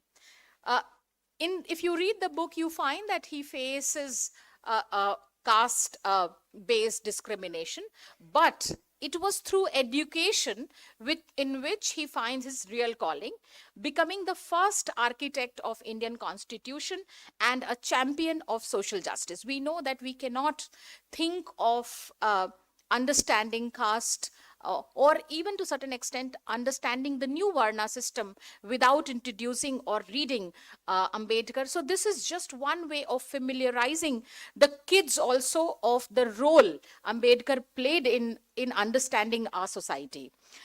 Bhim Rao Ambedkar, The Boy Who Asked Why, is in that sense a powerful tribute to a visionary leader whose legacy kind of inspires generations and highlights the importance of questioning and fighting for equality. So if you look at the title itself, it says The Boy Who Asked Why. And somebody was talking about agency and reclaiming identity, which obviously begins from questions. If you don't question any formula that is there, probably the shift will not happen. So in that sense, the title of the book also celebrates that kind of curiosity, that kind of questioning. The second book that I talk about is called I Will Save My Land. It was published in 2017. It is by Rinching and Kolvankar. And this is a book that offers a critical perspective on Dalit girlhood and anti-land grab movement which was there. Now, if you look at this particular text, you will see that it perhaps talks about an important intersection of society. So in the context of India, when we see the Crenshaw model doesn't work completely. If you look at Chandra Talpode Mohanty talking about intersections, you will realize that in India, it is the multiple intersections that play a role at the same time. So in the case of the construct of caste also, I think the gender question comes in, and this book particularly addresses that. It also talks about the geographical space as to how that is also an intersection we sometimes forget. So if you look at this, if you read this book, it challenges the prevailing tropes of development and modernization in our society through the eyes of a Dalit girl, Malti. We witness her courageous stand to protect her land from exploitation and just land grabs. Through this narrative, the readers are invited to question the notion of development and its impact on vulnerable communities. We have many stories like that, so we kind of, I talk about this. The third is a picture book called Pooh. And this is by C.G. Salamandar and Samidha Gunjal. And through the pages of Pooh, the readers confront the hidden reality of manual scavenging, a topic which was of great interest a couple of years back. So they bring in this narrative, and in many ways, most of the newspapers who covered talked about it as a dehumanizing experience. Pooh addresses that. It affects the lives of countless individuals, particularly those from the marginalized communities. This poignant work serves as a mirror to the harsh realities faced by those trapped in the vicious cycle of caste discrimination and manual scavenging. Through the voice of resistance found in Pooh, the readers are challenged to take a stand, to raise awareness, and to work towards creating a society that respects the dignity and rights of every individual. All these three books are powerful narratives on social justice, specifically focusing on Dalit childhood, to commit empathy, justice and equality for all.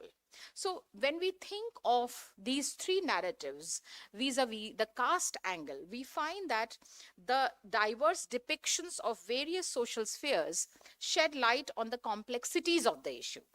The association of Bhim as the boy who asks why questions initiates a logical and linguistic conversation about a problem that has long been overlooked, especially for those who are not from upper caste and lack direct access to scriptures that dictate the daily way of life. Other than that, within the village space, the dynamics of caste is laid bare through verbal injunction, portraying an imaginary social ladder where each group of people occupy different steps. Bhim is aware of belonging to the lowest step, and he's grappling with being labeled as somebody who is not from the caste that is accepted by all. But they went on to do this Did Not series. It gives the reader an idea about what the Mahar did or did not. In the school classroom, if you look at the picture from the book Bhim Rao, the boy who asked why, you will find that Bhim is identified as a Mahar, and they are sitting at the back. He is made to sit in a corner on gunny sack bought from home, unable to touch anything in school, including his slates. Bhim's experience exemplify how caste-based behavior and touch and pollution restrictions create a complex and ambiguous classroom space. So by reimagining a time when Bhim Rao Ambedkar was in school and probably the caste-based practices were on its peak, the book creates that kind of space where you become sensitive to this. So primarily when you look at Superlay claim that it has all been only about high caste and high class, this narrative contradicts that and says, no, it is not like that. In fact, Indian picture books have from the very beginning addressed various complexities of the issue. So in Bhim Rao Ambedkar, the boy who asked why, we basically come across the caste question in its form where caste is important. The other is the land. But before that, I think it's important that we also see how Bhim Rao Ambedkar moves.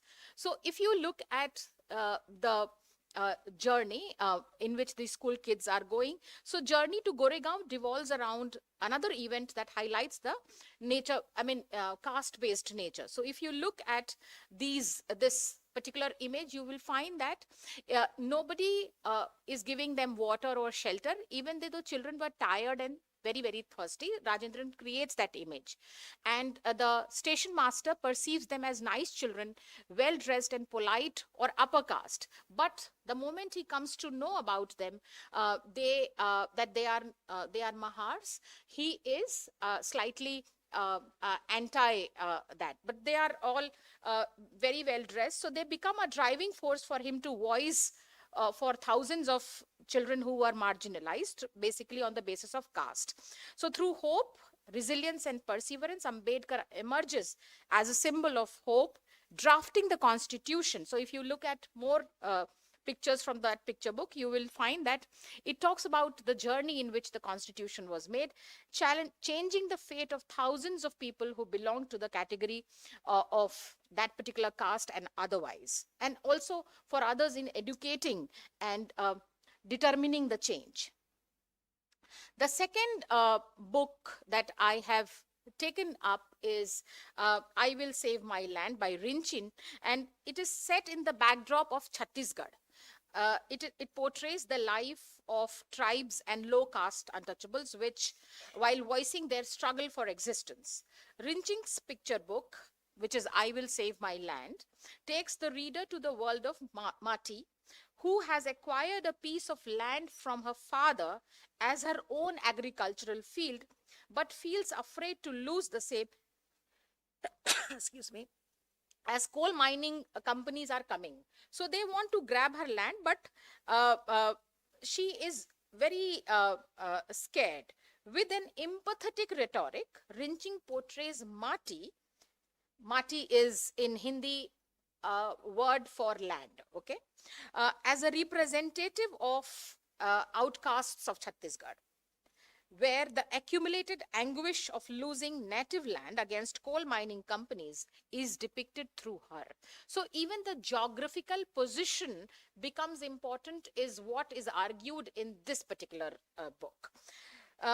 While I Will Save My Land, Mati's grandmother, Aji, recounts her struggle as she was denied of her own parental inheritance from the village people. And there is one particular remark which says, and since when have people from lower caste started to inherit land? She continues to kind of talk about that time when these, I mean, as you see in this picture also, that it is unquestionable for somebody who belongs to that category to even have that kind of land. So that is difficult. So the conversation between Aji and Mati, both, if you look at more of conversations, there are many pictures, but I particularly picked up this one. They all talk about their struggle. So Aji talks about her struggle in terms of grabbing the land, in which everything went, to the time of Mati, in which she's struggling, she's facing resilience. And she says, how much I have had to fight to keep my land, just to plow it if I had to go against the whole village. They used to laugh at me. It has taken me so long to get my rights. If I hadn't been stubborn, we wouldn't have this land. So she's barely saved a little piece from the kind of whatever she inherited. And now it is Mati's struggle to find that kind of place. In fact, she proclaims her stance by sleeping in her field while hugging her fawda, which is the instrument which you use for digging the land. And if you read this, you feel that there is a kind of a reincarnation of the Chipko movement, where these women went and hugged the trees to save them from cutting. The act of her resistance is completed as she answers to her Aji, "Main mor jameen la bachawat hoon, I will save my land," which is the English translation in which the book is published, to imply that she will definitely do anything to save, even if it includes sleeping on the land she has acquired or inherited, sorry. The third is a book called Poo, which is by C.G. Salamandar and Gunjal. And it again is a metaphorical presentation and reveals the harshness of the practice of manual scavenging. But what he does in this picture book, if you see, is he substitutes it with picking flowers. If you look at the image, you see that he's emphasizing the irrationality of subjecting anyone, especially children, to clean and carry waste. In this particular figure, you see that the anonymous girl protagonist is depicted as a child to manual scavengers, and she takes interest in helping her parents. So the parents are also there, they are picking up, and she's also helping. The title Poo is derived from the Tamil word for flower, while also hinting at the English word poo, which symbolizes fasces. The first-person narrative of an anonymous little girl portrays the heart-wrenching reality of manual scavenging and trash picking. With minimal verbal text, Salamandar depicts the girl's concern for her parents' job, her desire to help them, and her creative efforts to build things from recycled materials, avoiding the need to come in contact with the metaphorical flowers. There is one particular line in the text. He says, I love to build things. Pooh sometimes write this. This particular line is actually the mantra through which Pooh operates, and it talks about her creativity and resilience, hinting at manifold possibilities. But as the story unfolds, you come across her loneliness, stating that she doesn't have many friends and doesn't understand why people ignore her. As she states, I don't have many friends and I don't know why. Through Pooh, what happens is that both Salamandar and Gunjal, they portray the emotional and social struggles faced by those involved in manual scavenging. The book serves as a profound critique of a society that in some way perpetrates or perpetuates caste-based discrimination, neglecting the dignity and potential of individuals based on their occupation or social standing. By giving voice to the silenced experiences of those engaged in manual scavenging, Pooh challenges us to confront the dehumanizing effects of the caste system and advocates for a more compassionate and inclusive society. When you look at these narratives, you see resilience in each one of them. In Bhimrao Ambedkar's, the boy who asked why, Satvik Gade has taken up watercolor painting as his artistic medium. So, if you look at the mediums also, not just the images and the content, the very little content though, but also the medium that is chosen also talk about their resilience. Why? Because when you look at the watercolor painting as his artistic medium, this offers potentials and limitations in the same way. So he was discussing, Sipe was discussing on sundry artistic mediums used in picture books, and he says the medium of watercolor painting offers a flowing and impressionistic interpretation that is mostly evocative and suggestive than precise. Because what watercolor does is, if you have ever used watercolor, it does not have a very solid color base. So somewhere it will be dark, somewhere it will be light, somewhere a water little more, so extremely light. So that is the that range of colors that watercolor can bring. I think Sipe talks about that, and that is very appropriate in the context of the book Bhimrao Ambedkar. The translucent quality of watercolor representation of Dalit childhood has depicted Bhim as a victim of caste-based social exclusion, and from the very cover page of the book, the illustrations justify and complement the verbal act, as the cover suggests a boy who asks questions against the social hierarchies and is presented on top of a metaphorical question. Through Gade's brilliant portrayal of an imaginary caste ladder, as you can see in figure 17, if you see, there is an imaginary kind of a caste ladder. It showcases different people at each step, and little Bhim sensitizes the reader of the social hierarchies based on caste in the simplest terms. All the illustrations represented imply little Bhim's marginalization on the basis of his caste, which is Mahar, that belongs to the lowest ladder. Little Bhim's exclusion is visible in myriad places. So if you see all these social gatherings, he's just not there.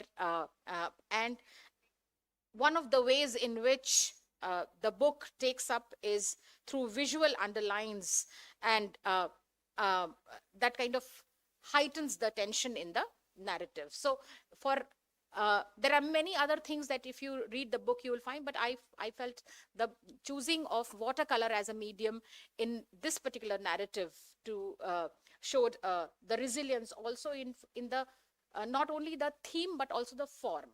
The other, book in I Will Save My Land, if you see, Rinchin's staunch voice in bringing out the realities of Dalit girlhood is corresponded through Kolwankar's visual narratives, in which what they have done is they have used the textures of raw material, raw soil. So if you look at that picture, the texture is a raw soil that is used. And in all the pictures, they use this base because it talks about the relevance of lower caste constitutional rights to land. Because it is about land, they kind of bring in that element of soil into their visual narratives in each of the pictures. The story rooted in and dealing with the struggles of saving our agricultural farmland against companies shows their inclination towards their land.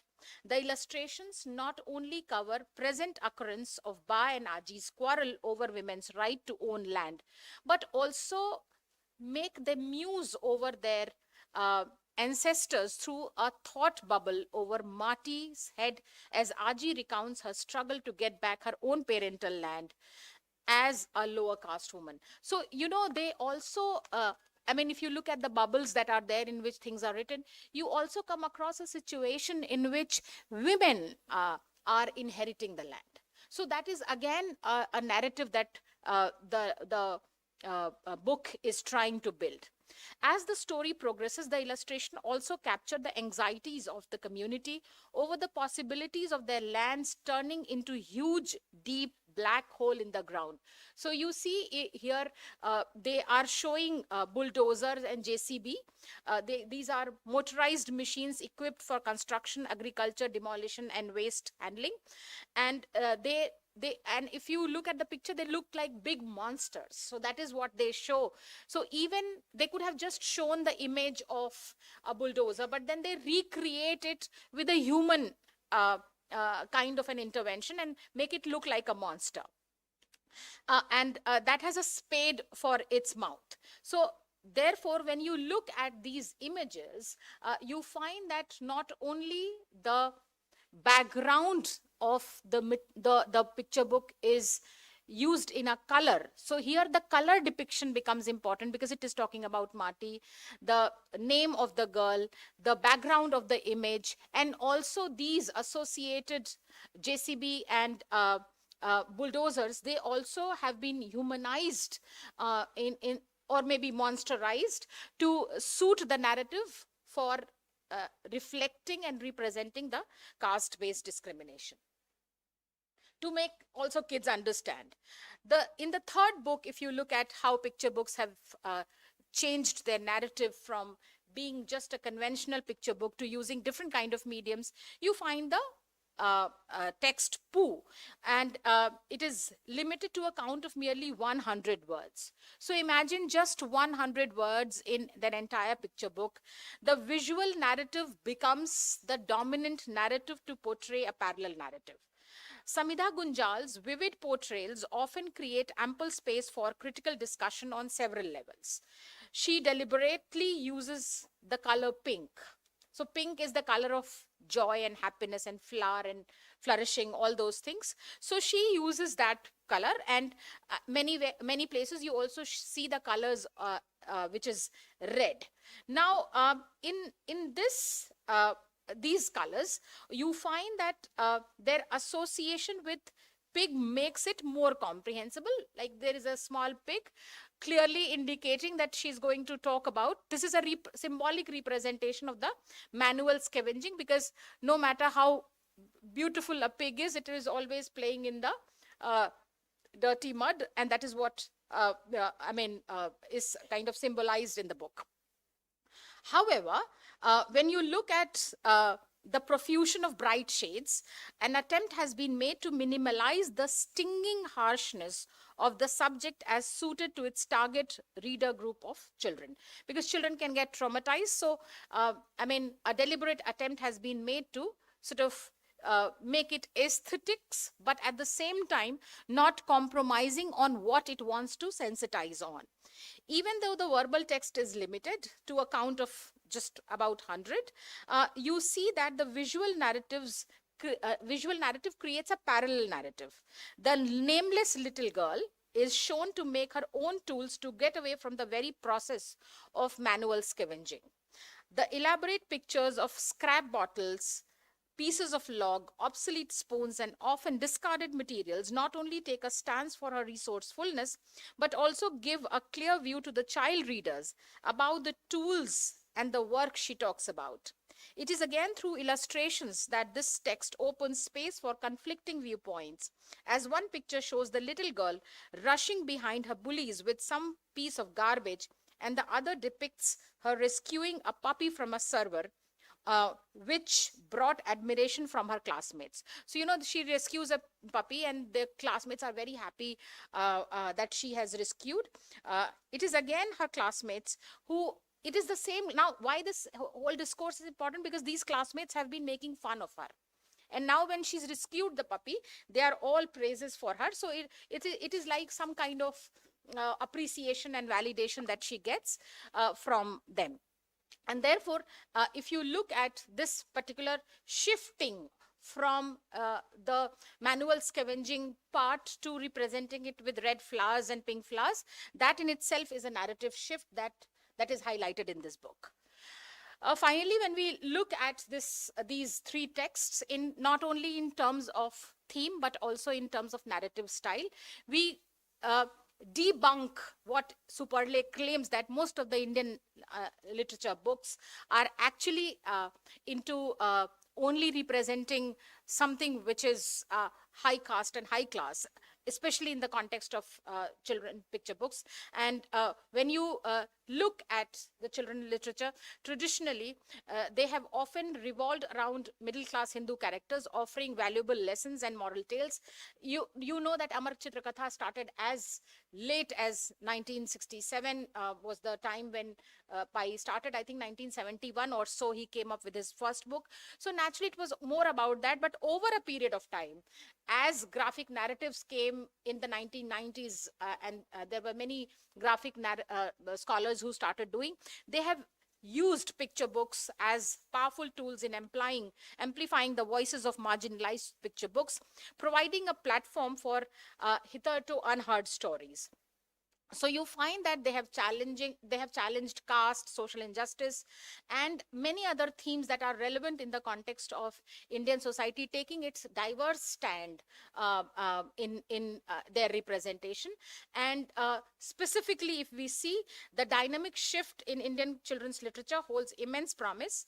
Picture books are now instrumental in confronting anything and everything that can fall within the theme of Indian culture, Indian society.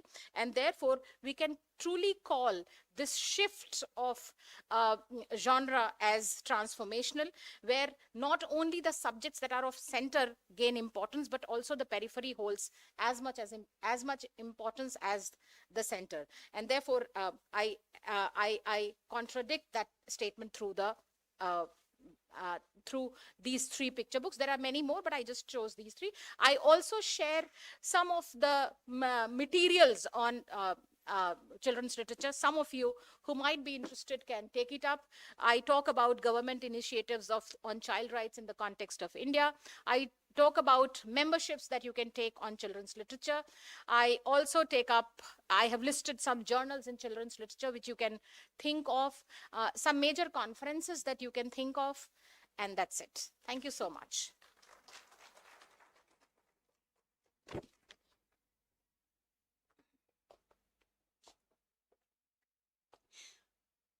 Thank you so much, ma'am, for your insightful and engaging presentation, and also for highlighting the children's literature as a part of mainstream literature. I hope this plenary talk had captured the essence of the conference based on narratives. Thank you once again, ma'am. Curiosity has its own meaning for existing. The floor is now open for the Q&A, and I request the participants to put forth your questions to Priyanka, ma'am.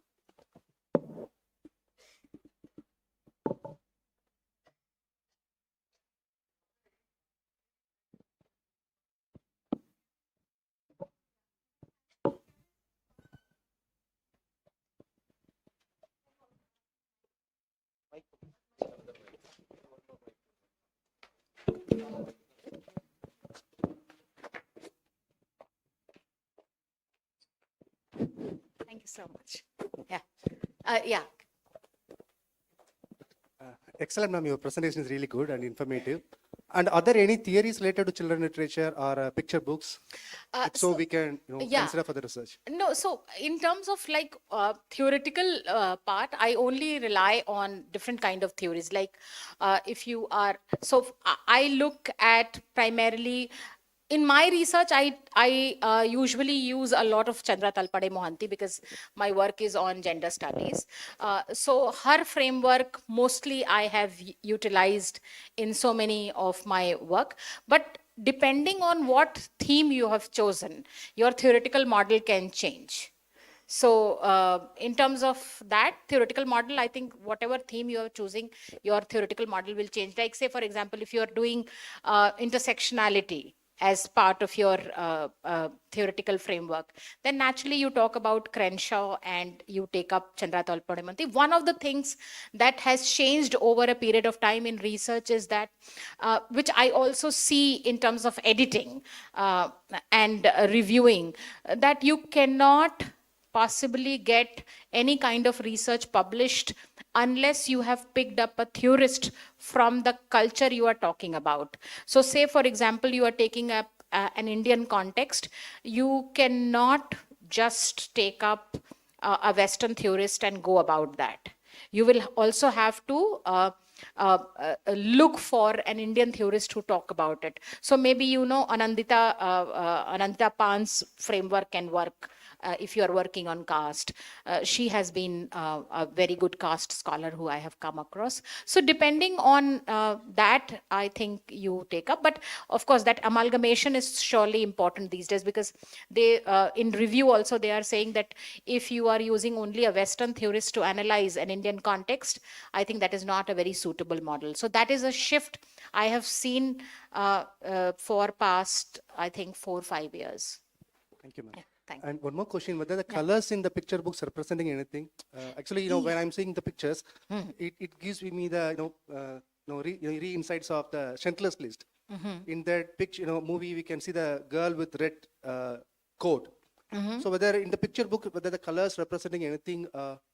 Yes. So see, even in the Pooh, that the picture book that I talked about, if you look at why the color red and pink has been chosen, because they talk about prosperity, they talk about vibrancy.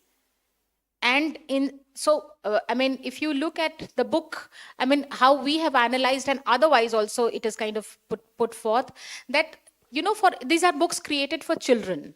So for children, it is kind of traumatizing to see somebody go into manual scavenging. And therefore, they replace it with that kind of flower. So it's like picking flowers. So the girl is helping the parents in picking flowers, is how it is shown. Though it is a representation of manual scavenging.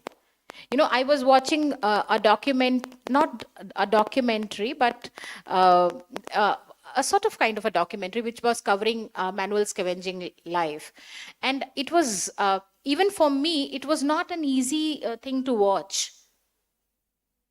So for children's mind, it can be really traumatizing, and that is what the book takes up and replaces for that reason with flowers and colors. So colors obviously have, like even the material of the color has a significance.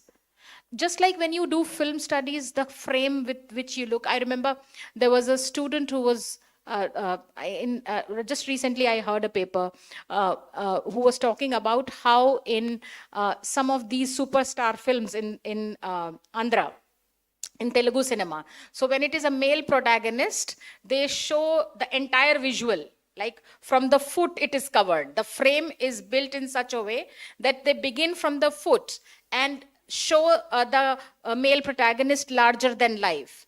But when it is the same character who's a woman, they will show her face first. So, so how frames are also handled, and that is something I pick up from the new kids. So when they will click picture, they will always talk about frame. And I realize that that is such a lovely way of interpreting. And I had not noticed it. So even the camera angle, while it is all talked about, the interpretations over a period of time are changing. So yes, I think those are some of the things that I can say about that. Thank you so much for Thank sharing you. insights, ma'am.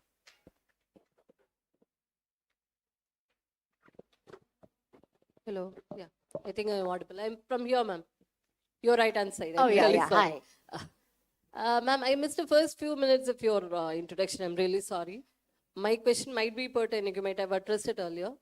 I want to know, see, the shift from theoretical book like and then to the picture book. Where do you see this progressing linearly? See, I think, so I'll talk about my own research a little bit, and I think that should also help you how we have navigated over a period of time. So, I studied literature, okay, but somehow I started questioning the way literature was analyzed.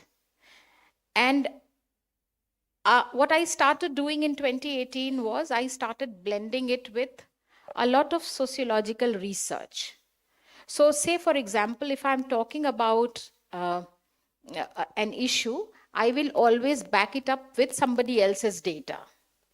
And I remember that somebody told me that you are not doing English, you are doing social science. I did not listen much because that was my calling. I thought that I would do it like this because in many ways it was coming across very well. One, I was doing what I wanted to do. Two, I was getting published as well. And so I realized that I was doing something right and I should not look for some people's validation in this area. When NEP 2020 came, it blurred the boundaries. It said each research is interdisciplinary. Each research has the potential to do multidisciplinary.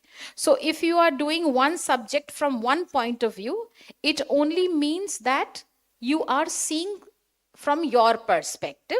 Doesn't mean that there are other perspectives that cannot exist. And you see from 2023, 2022, so many papers are with that sociological bent. And in fact, if you go to ICSSR website, everybody seems to be doing social science only. So I think there is where the shift happens. When it comes to picture books, it is also about the same thing. Now, earlier, there was a very strict categorization of how stating this is literature and this is not. But I was talking to somebody in FTTI regarding a course that they are floating. It's called Introduction to Documentary Film. And they said that most of our film studies analysis have been by literature people. Oh, lovely. And it was amazing to find out that kind of a remark from somebody who was making documentary films and teaching documentary films. So, you know, there has been a lot of shift. Like when comics came, and, people thought it was just about comics. And if when we were growing up, we would study, I mean, we were reading Nagaraj and all these kind of Chanda Mama, all these books, but we never imagined this will become a potential site for analysis. But if you look at how things have changed over a period of time, they have become extensive source material for research. So I think today it is more about what you argue and what is your place for argument. And therefore you see that anything and everything is kind of picking up because it offers a diversity, it offers a variation in terms of narrative, which is a most welcome step. I mean, if you look at how the Instagram, I mean, I think the Dean sir was talking about 15 to 20 minutes span. Yeah. In that case, if you get a book which is only 100 words and some visuals that you get to analyze, I think it's a welcome step. So in my opinion, different forms are, I remember I myself wrote a paper on Instagram. So about how Instagram caters to even aged women.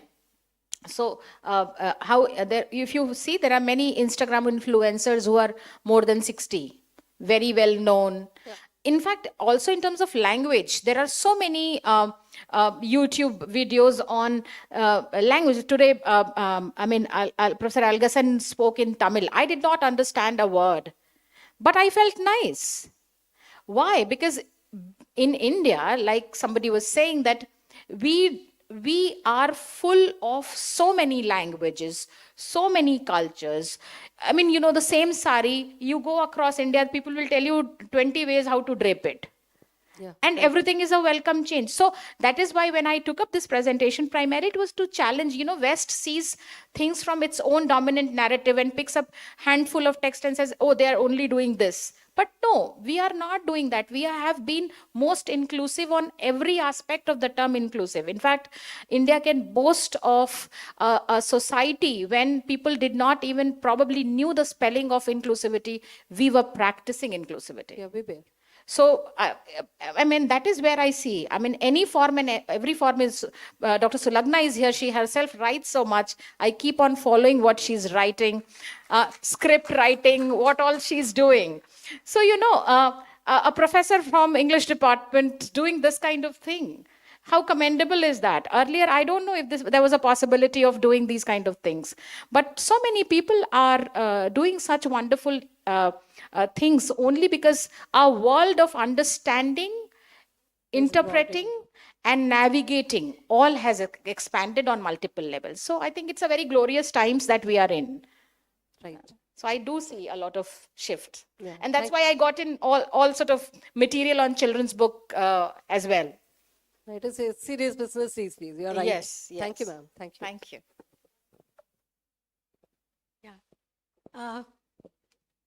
Good afternoon, ma'am. Good afternoon, Sulagna. How are you? Yes, I'm fine. Thank you so much. And it's always, pleasure listening to you. It's like listening to Dadi Ma ki kahani. We all are talking about storytelling. Though a very young Dadi Ma, Dadi Ma is party in Tamil. So there are like two things I would like to know what you think about it, your opinion. So I was listening to this pre-recorded lecture by one of the speakers, and he was saying, because in the beginning when you started your discussion, you were telling about how a few topics are marginalized, and right now we are talking about it. And that is how the speaker said that this comic book was marginalized, and right now it is a part of our syllabus. But to make it a part of our syllabus, we had to use this academic word novel to it. So only when we call it a graphic novel, it can become a part of our syllabus. So that is what I want to know, what you think about it, and also how interchangeably we use comic book, picture book, and graphic novel. So I would like to know. And the second thing, I think Sir was talking about color, and I saw one thing, that picture that caught my attention, the body, the Dalit body, and the color of the Dalit body. And I think it was very much prominent in Pooh, the text Pooh. So how should we read that Dalit body? Because sometimes it can come under stereotyping also. So, yes, thank so you. the first, thank you so much. That's Okay, front teeth. Ma'am is talking about the front teeth, which is projected in one of the, yes, book. Yes, yes. yeah. So, so first let me answer your nomenclature question. So there is a lot of debate on how a comic book should be represented. Like, if you read the discourse on comics, they say comics can be used as singular, comics can be used as plural. But I remember writing, sending my papers, and they always did this grammatical change. So much so that I had to put, in the rebuttal, I had to write an entire paragraph about how theoretically comics is singular at the same time plural, and you can use it just like that. Because many of these things, so how many of you have seen a film called Humans in the Loop? Anyone here? Okay. So it's a film all literature students should see, I think, especially in the times now, which is the time of AI. So in that particular film, it is all about data labeling and how data labeling is being done by people in the global south, while the instruction on data labeling and data is actually coming from global north. In the same way, when we talk about these narratives, they have come, it looks like they have come from the West. And therefore, many of these Western theories are dominant as far as their nomenclature is concerned. But in India, we always had the tradition of this kind of picture books or comic strips, or so even if you go to so I was doing a project on digitizing Madhubani, and what is Madhubani if not a story built into picture? So they say that each picture has a story. So unlike many of, and I'm sure if I go around this kind of a survey in different parts of India, I'll also find this kind of narrative. So in Madhubani painting, they told me that we don't create painting first. There is a narrative and then there is a painting. So imagine this tradition, which is actually of story building first, and then the narrative is nowhere acknowledged. Why? Because we were constantly depending on the model or knowledge making model, which was Western import, which believed in some kind of nomenclature. So that dichotomy is still there. Regarding syllabus, I think they are now shifting it to graphic narratives. And that is what they are using as a very inclusive term, because it kind of it takes up just everything into its fore. For academic, I think they cannot use, I mean, the corpus is very small. So if you just take picture books, maybe we don't have sufficient picture books to build a syllabus. Or maybe if you take comics, we don't have a sufficient body of work. So for that, probably to include different forms where verbal and visual meet, I think graphic narratives become, or graphic novels become a category, because that is more inclusive. But otherwise, I don't see why it has to be created into a novel. Maybe in due course of time, when the corpus is big, so many people are writing these days. There is Argha Manna and there is Duti Mittal. All these people are writing. So I'm sure when the corpus is big, it will form its own independent genre. Like, say, for example, Indian English writing. So my own PhD is on Indian women short fiction in English. And there was no work on that. Before I did, there was one on post-independence Indian women's English, which is very scanty. And when I was doing this research, I realized that even accumulating the entire data in terms of tracing the historical, in terms of tracing the entire genre historically, was a research. So, the corpus has to build, in my opinion, to form a syllabus, and that is why probably we are still missing out on its appropriate nomenclature. So I think there is where my answer lies. The second question, if you can explain a little, I will answer. If you can just say a little more on that. What exactly are you looking for? In the sense that we are building the stereotypes, is what you're saying, through the images. We can, I think when we look at that body, we can say it is stereotyped, or we can be very brutal saying maybe we are just depicting the truth.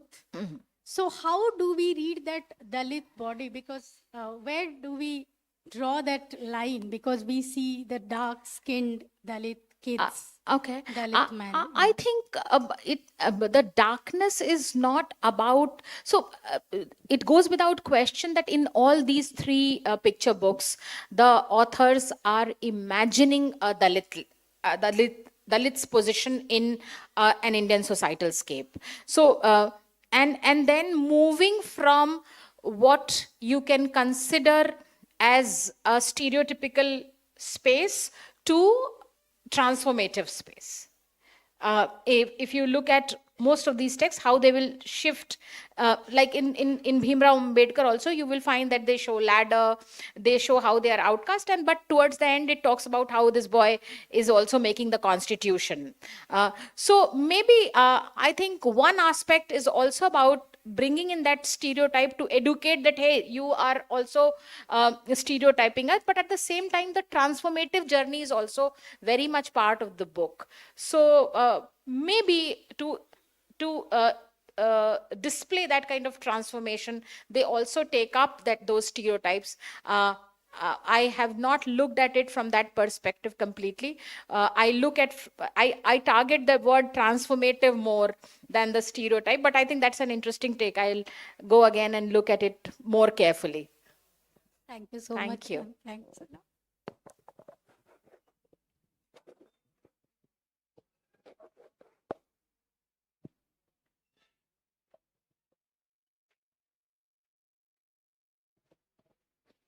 Thank you, ma'am, for being here today. I have a question for you Yeah. because I want to know the difference between the Dalit childhood experience narrated by a Dalit writer and by somebody or someone who's a non-Dalit. See, Whose narration is more authentic? see, I am not a caste scholar.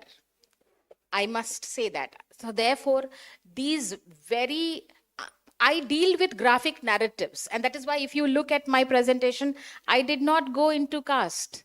I just made one representation which talked about broad caste-based model. I will not be somebody who can talk intricately about caste because I don't know. But I deal with a lot of graphic narratives, and I can talk more about their form and style.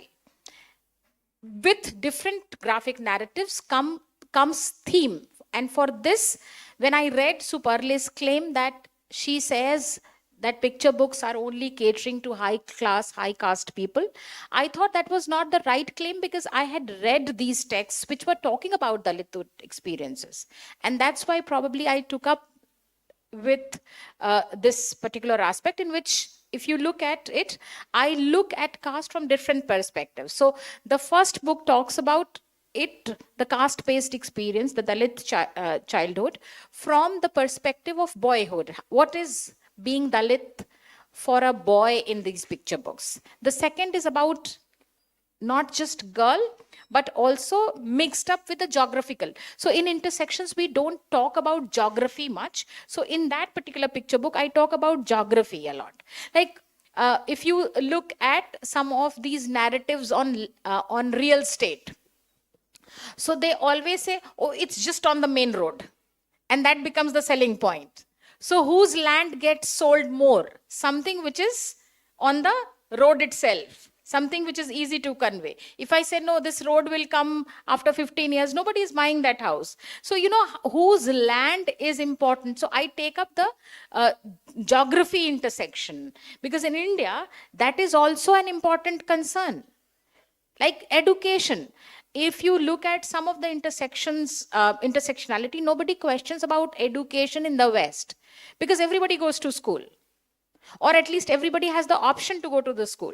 But in India, we have to talk about education and information also as one of the important intersection, because not everybody is getting educated. So and in the same way, like in Poo also. So my concern is that I just picked up that theme and read little on whatever was revolving around that theme. I may not be able to completely talk about whose representation, but I am assuming that somebody who has experienced will definitely, like C.G. Salamdar, I had the chance to speak with when one of our articles got published. He wrote to us saying that this was not what he meant. And the whole experience of, the whole experience was a kind of a reflection of the conversation he has had with grandmother.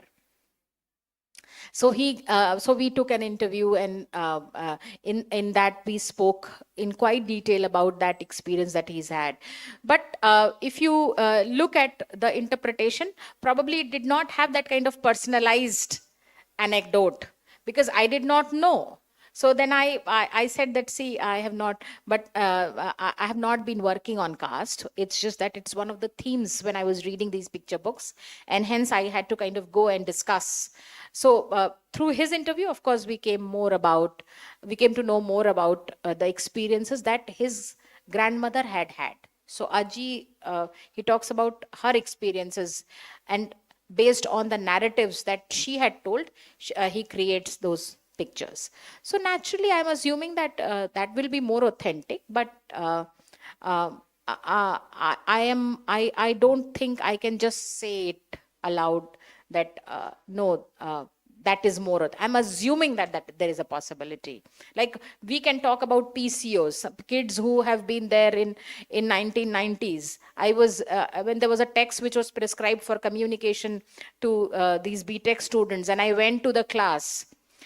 Okay, and I don't know how to explain them PCO. The story was about a PCO. We grew up in 1990s, and there was a place which was called a phone booth. So you go there, pay and call. Now today, kids have mobile phones. How do you explain them? These are all born after 2000. They almost I mean news of their birth has been transmuted through mobile phone. How will they know what were PCOs? What was the struggle? If you have stayed in hostels, some of you from my generation or a little younger, you know what the hostel phone looked like, the telephone which was constantly busy. But how do you explain kids who are 20, out of 24 hours, 48 hours available on phone? So it's a very different genre. Generation of people. So if you, take any kid's phone for 15 minutes, they will have all kinds of anxieties. But imagine, we grew up on a childhood where there was no phones, some landline in some some neighbor's house, where some important call is coming. So, it's very different kind of experience different people will have across generations. And that requires a very specialized reading to say that, what you are saying. So I can just generalize it, but I can really not comment exclusively on that. Thank you. Thank you.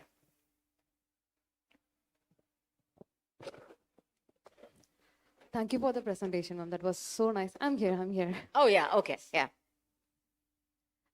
Ma'am, for analyzing films, we have a foundational film references like semiotics of films. So to analyze graphic narratives, do we have foundational color theories or references? There is no particular, like, you just take up many of these. So frame analysis is something that I have also picked up. Then maybe in some of the cases, what you can do, so there is no book that I can suggest, if you ask me. But how do you analyze a bubble? How do you analyze a panel?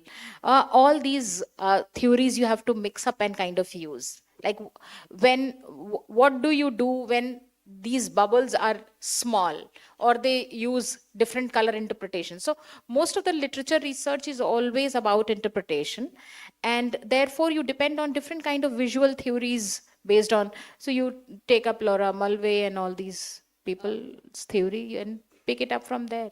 Yeah, ma'am. And one more thing, you have talked about watercolors, and I missed the name of the person who talked about that watercolor. The presentation is here. Everything you can take up. Oh, okay. Yeah, ma'am. yeah. I have just given it to them.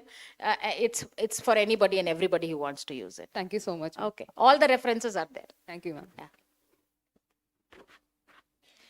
Yeah. Hi, ma'am. Oh, okay. There was somebody there. Okay, yeah. Yeah.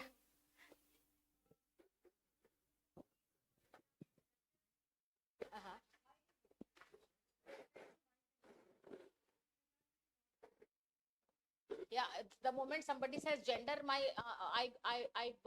my ear becomes very sensitive. am I So audible, I ma'am? can listen. Ma'am, do Indian picture books also open space for examining gender and sexuality, especially in their visual representation of body, labor, and domestic roles? Could you recommend any picture books for that? So in graphic narratives, we find where you pick up, so all of these Priya Shakti series, anything you take up, they all talk about gender and sexuality, and also how that becomes a space of. So Ram Devi Nani, you look for, you have Amruta Patil's Curry and all. So these are some of the texts, but now I think there are quite a few, like Argha Manna's book illustrations, if you look at. So you will find that he's also talking about medicalization of bodies in his work, in his illustrations. So you can pick up some of the things from there. Dyuti Mittal is there. She has also written. One name I'm forgetting right now. She's a doctor. So she's also creating graphic narratives which are based on gender and sexuality. I'm just forgetting her name. If I recollect, I'll tell you. She's a doctor, I know. I have also published interview with her, but I just can't.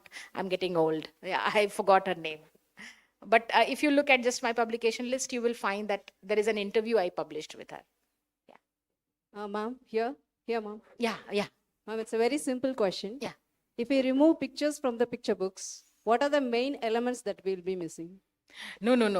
The whole idea is to include verbal with the visual, because it is based on the hypothesis that kids can understand these pictures more. In fact, words are very less. In fact, the right question would be that can picture books survive without words? And the answer would be big yes. Because a book like novels, we imagine scenes, right? We can visualize it. Yeah, that's a very myopic way of seeing. Kids, if you just give them an image, they will imagine. So, it is also believed that when at our age, our imagination is very less. Why? Because it is all structured around the cultural and societal informations we have gathered over a period of time. So the moment you tell me idli, I will imagine a certain kind of idli. Right? So when I come down south, I imagine a particular kind of coffee. But the same coffee, if I have in Patna, I don't imagine that they will give me in that nice, vessel in which, filter coffee is served here. But the moment I come here, I will imagine that the moment I ask for a filter coffee, I will get that kind of a thing. So at my age, because of different kind of information that I have gathered, I can differentiate. But the kid's mind is very pure. And it's a phase of learning, experiment, and creativity. And that is why when you talk about picture books, I think they can be absent of words, but visual is their primary game. And that is why they highlight that. So if you look at the book, 100 words in the entire book. And there are so many researchers which is done on how pictures have gone on to, like one research I read on NCRT books, and that is why if you see NCRT changed its images over a period of time. Because there was one research which highlighted that all the references that they were giving, they asked questions, suppose this, suppose that. So anything which involved women or girl was having references to cooking, cleaning, washing dishes, all these things. But men were playing football, doing. So they say that even before you actually formulate what a boy should do or what a girl should do or how society is constructed, you are seeping that idea. So it's like that. So they have changed many images in the new NCRT books. So this is how we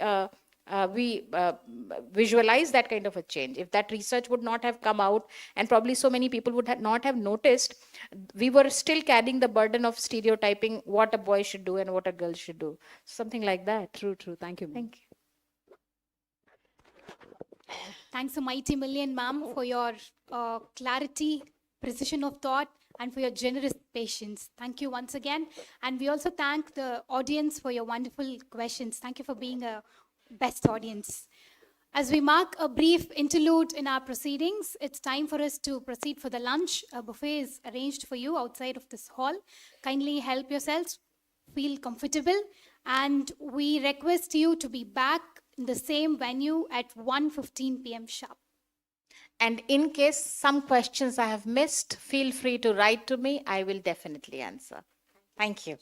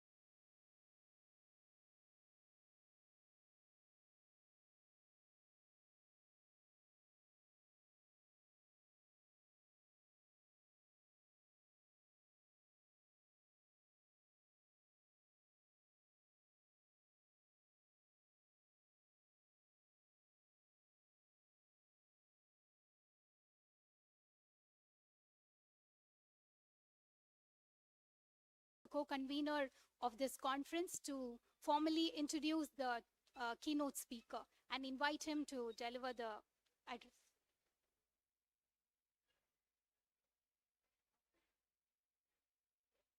So the speaker is joining online. We kindly request your patience. Kindly wait, and he'll be joining us shortly.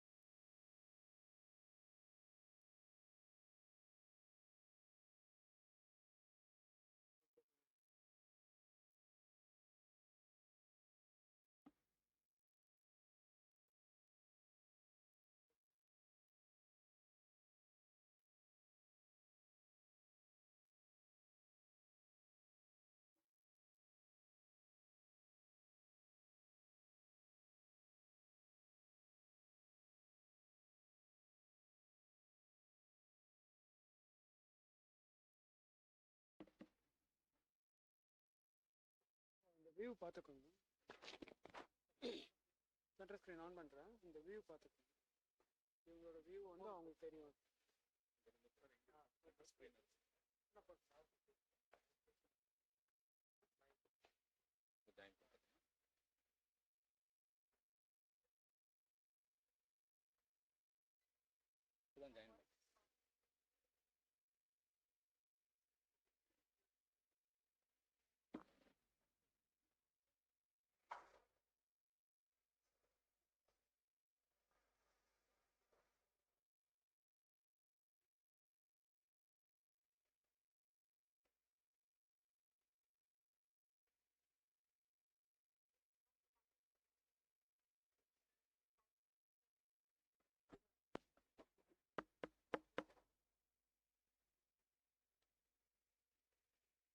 Am I audible to you, sir? Sulagna ma'am?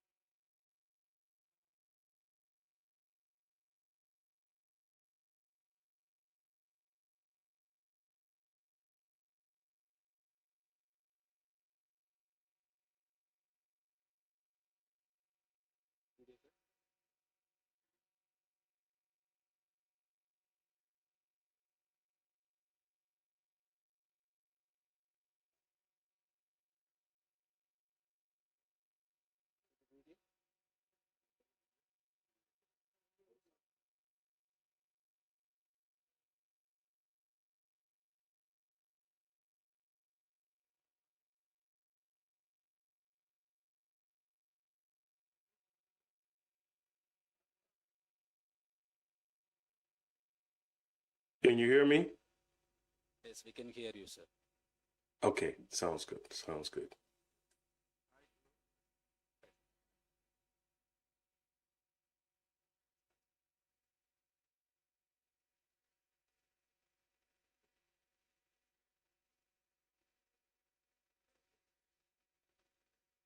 Esteemed head of the department and conference chair, LCS SRM IST, Dr. L. Kavita Nair, my learned colleagues, enthusiastic research scholars, and vibrant participants, presenters, and my students, and those who are watching live telecast from across the globe. Very good afternoon, you all. It is both an honor and a privilege to introduce to this august gathering a scholar whose work powerfully bridges history, Recording in progress. pedagogy, and global consciousness, Mr. Immanuel Klug Jr., an African historian, best-selling author, TEDx speaker, and the founder and chief executive officer of Ancient African Antiquities Research Institute of America. It's called ARIA. Of Cameroonian descent, rooted in Zulu Bantu lineage, Mr. Klug has emerged as a leading global voice in the re-awareness and reinterpretation of African history. Through extensive national and international engagements across schools, colleges, and universities, he has consistently challenged reductive historical narratives and advocated for a more inclusive and accurate understanding of Africa's civilizational contributions to world history. His scholarly vision finds creative expression in his acclaimed historical fiction series, I, Black Pharaoh, Rise to Power, and I, Black Pharaoh, Golden Age of Triumph, works grounded in rigorous research and inspired by historical realities. These texts not only reimagine antiquity, but also functions as pedagogical tools that make African history accessible, engaging, and intellectual compelling for contemporary readers. Further extending his academic vision, Mr. Klug founded ARIA with objective of developing a comprehensive middle and high school curriculum in African studies. This initiative seeks to promote educational diversity and to meaningfully integrate African perspectives within global historical discourse, thereby empowering both educators and learners. In recognition of his impactful scholarship and advocacy, Mr. Klug has been featured on Forbes, honored as an International Day Impact Leader, and named among the top 100 African diaspora voices. His influential TEDx talk further underscores his commitment to restoring historical truth and cultural dignity through informed scholarship. As we gather at this international conference to exchange ideas and advance knowledge across disciplines, we are indeed privileged to engage with a thinker whose work exemplifies intellectual courage, historical responsibility, and transformative education. And we warmly welcome today he is going to address on the topic One Race, One Human Race. Over to you, sir.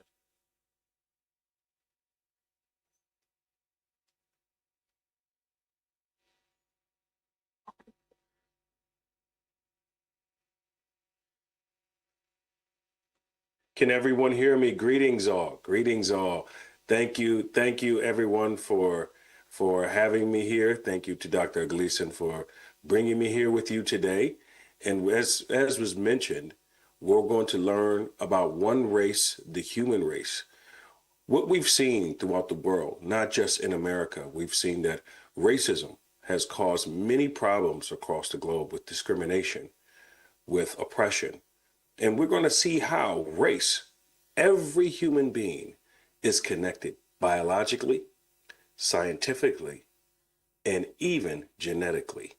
So we're going to get into the program. I thank everybody for being here with us today. Please have your pen and pads ready because this information is going to be quite groundbreaking. All right, so let us begin. I'm going to begin with sharing my screen because we're going to be reviewing a PowerPoint. All right. All right, so here we are. One race, the human race.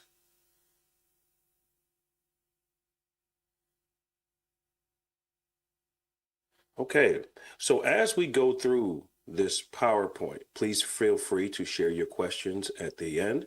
There will be some video played as well at this particular PowerPoint, which will show us how all human beings are intimately connected to one source. Who am I, Emmanuel Kulu? This is my company, Ancient African Antiquities Research Institute of America. And with this company, we look to widespread the true African origin of humanity, which everyone's origin lies in Africa. Let's take a look at this video. Greetings all and ashe to the world. Welcome to ARIA, Ancient African Antiquities Research Institute of America. I am African historian Emmanuel Kulu. For the last 5 years, I've spent time traveling the country, teaching the miseducation of African history. Our mission is to restore, reclaim, and reveal the missing part of the human story, Mama Africa. From ancient Egypt to ancient Mali, to ancient Kush, to Aksum, Abyssinia, all of the great ancient African kingdoms we will be bringing to light to you. You are welcome to join us, educational institutions, colleges, universities, all over the world, to enlighten the beautiful history that has been diluted from human history. Well, welcome to ARIA, where we restore the truth. All right, everyone, let's give a round of applause for Ancient African Antiquities Research Institute of America. That is our company and our brand, looking to change the narrative of Africa.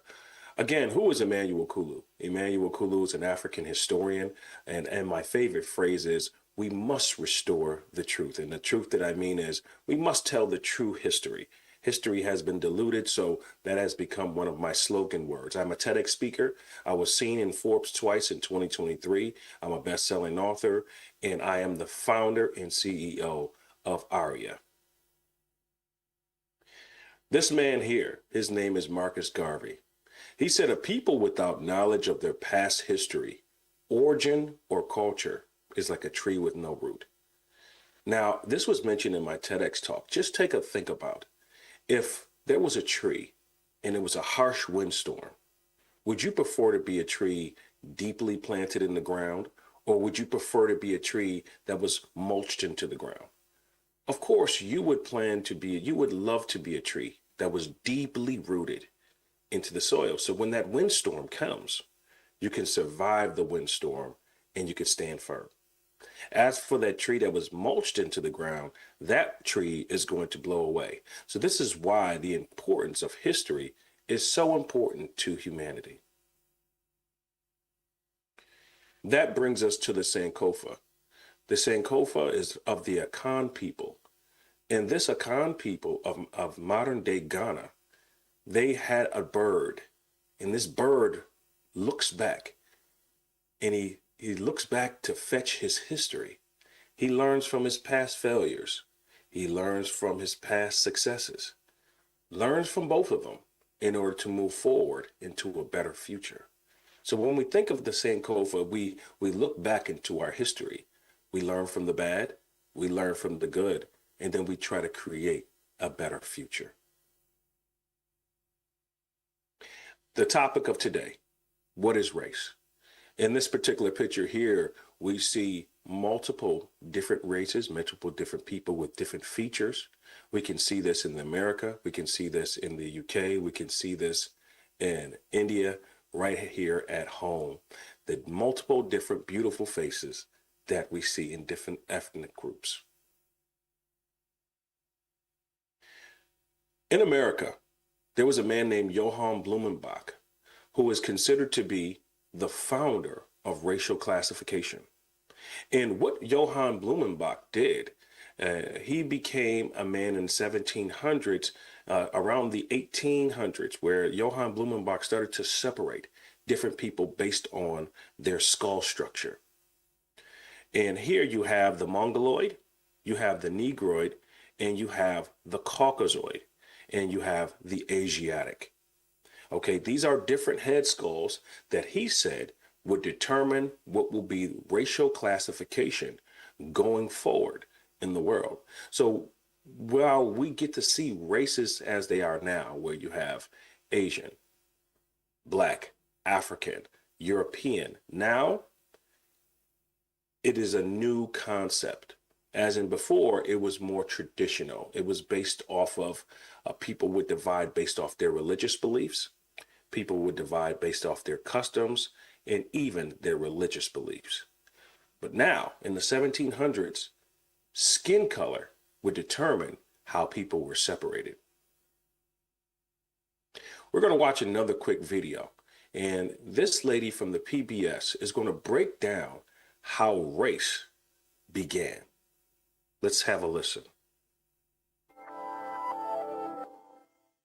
Did you know that race was not always considered a biological or genetic category? So how did we come to understand it that way today? We all have a working definition of race. Whether you kind of understand it, hate it, claim not to see it, or study it, hint, hint, cough, cough, that's me, it still plays a role in all of our daily lives. From the way that people interact to the places they live and stereotypes they face, race is still a determining factor in our social structures, both inside and outside of the US.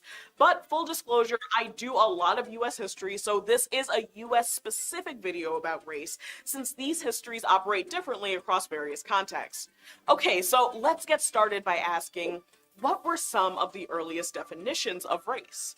Well, before we started thinking of race along the lines of biology, genetics, or phenotype, aka physical appearance, did you know that it was largely considered a category of kinship or group affiliation? In the 16th century, we started to see the use of the word race in English, but it isn't attributed to physical traits or behavior. It meant quite literally that you were all members of the same household, group, or shared a common ancestor.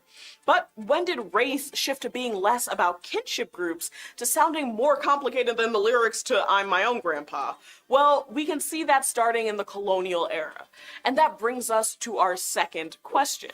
Why did we see the shift in the idea of race in the 17th and 18th century? The answer to this question is firmly rooted in two things: the rise of global capitalism that was backed by slavery and colonialism, and a period of theorizations in Europe known as the Enlightenment. When the Spanish began the colonization of the Caribbean and later Latin America after 1492, they looked to native populations to mine silver and gold under brutal working conditions. They set about enslaving, attacking, and murdering those who didn't comply. Thousands of native people died as a result of overwork, genocide, or because they were exposed to new diseases brought over with the Spanish settlers. And when England established its first successful long-term colonies in North America in Virginia in 1607, they looked to mirror this pattern of enslavement with native people, while also seeking copious amounts of silver and gold. But they had limited success with this route because, one, Virginia wasn't exactly rich in gold, and two, native populations were able to resist the efforts of early settlers through fighting back or escaping and blending into adjacent native groups. English settlers still wanted to make money off of this venture, so they began to look to alternative ways of making Virginia profitable, and that came in the form of tobacco. But a major problem with growing tobacco is that it requires a ton of labor, and the laborers needed the agricultural skills to turn the crop into cash. Because they had already met with sustained resistance from native populations, English settlers looked to other potential labor sources: enslaved Africans and indentured British laborers. There are some important distinctions to make between these two groups. First, indenture was a contractual agreement with fixed terms that varied widely. Some indentured servants were brought to the colonies against their will, either as a punishment or because they were children. Terms of these contracts were often very exploitative, but many came willingly in exchange for their passage to the new colonies, and many of these indentured servants finished the terms of their contracts and began lives as property owners.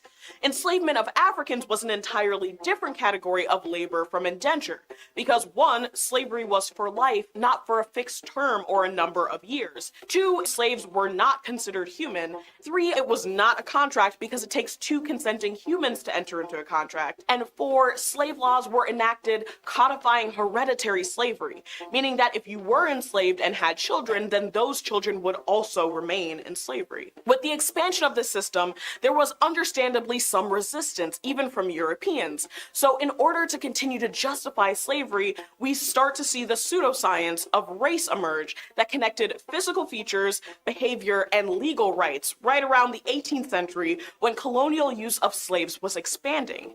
Anthropologist Audrey Smedley notes that scientific ideas about physical appearance and racial difference in the 18th century were largely folk ideas used to justify already existent social norms. So as a result of a desire to perpetuate systems of exploitation, more and more distinctions were made about the supposed differences amongst races, primarily the differences of Black people from their white counterparts. This evolution of race became more concretized after social structures of slavery were in place and not before, and was solidified by the Enlightenment. Which brings us to our third question. How did the Enlightenment impact definitions of race? The Enlightenment was a period of primarily European thought and ideological development that saw the emergence of some key concepts that tie back into today's discussion.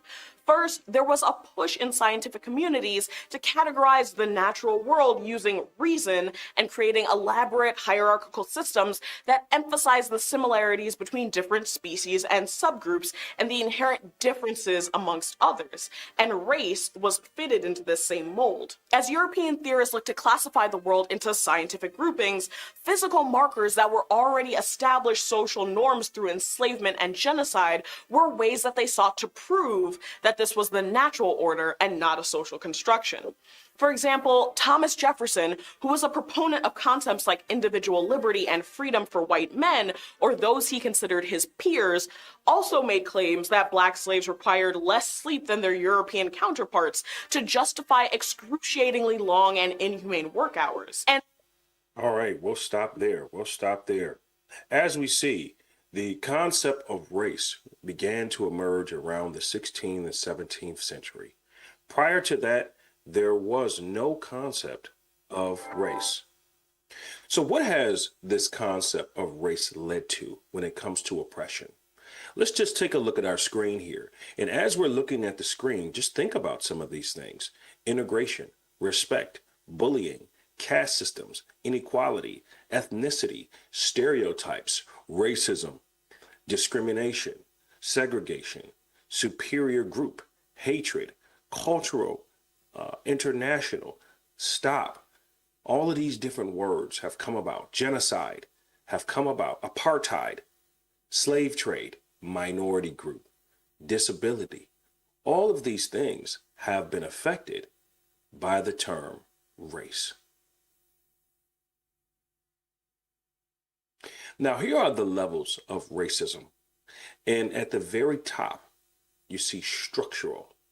Structural racism is established hierarchy of groups based on perceived value of their race. The hierarchy was created to designate superiority to one group in order to benefit from the oppression of other groups. And as we see to this very day, many other groups were exploited. Then you have institutional racism, which is systemic, which is a prejudice and privilege embedded in policies, practices, and programs of systems and institutions, including in the public, private, and community sectors. So this is an organized version of racism here, okay? Then it comes down to interpersonal. Interpersonal racism is based on beliefs, attitudes. This is person-to-person issues here, where persons now have allowed the structural and institutions to come down to a personal level, to now where persons interact with each other, they're interacting based off stereotypes and prejudice. And then you have internalized, which is one's person's own version of racism. Internalized racism lies within individuals. We observe the cultural racist ideas and radical hierarchy, and they accept inequality as normal. See, these are the different levels, okay? So it starts from structural, then it comes to institutional, and then it comes to interpersonal, and then it's internalized. Do we understand how this has affected many people across the globe? To control the Black influence of music and arts. Now, when you look at this screen, you see some of the greatest artists of all time. You see, there's Michael Jackson, there's Marvin Gaye, there's Prince, there's Diana Ross. So many of these names that you may have heard of or may even have on your playlist when you listen to music to this very day. James Brown, Stevie Wonder, many of these Black influential figures that have gone worldwide. When we see the media, they have used these talented artists as a means to control their music. Here are so many different sounds of Africa, and we can find African drums in just about every form of music today, whether it will be hip hop, whether it will be lofi music, whether it will be R&B, whether it will be Afrobeat, whether it will be Amapiano.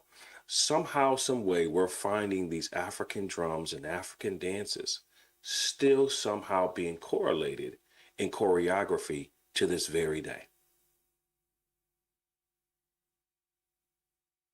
When it comes to language, now, when you look at your smartphone, you see what they call emojis. So 4,000 years ago, there existed an African civilization that was known as Kemet, which you may know as ancient Egypt. And what the language that they used was called the Medu Neter, which was teaching language through nature. So they used a lot of symbols to describe different words for their language. We also today call them hieroglyphics, okay? But if you look at the bottom of the screen here, we're using emojis today. So it seems 4,000 years later, we're still using African symbols to describe things. Isn't that interesting? President Richard Nixon from the 1980s, he mentioned this. Control the images that people see, and you will also be able to control the minds of people.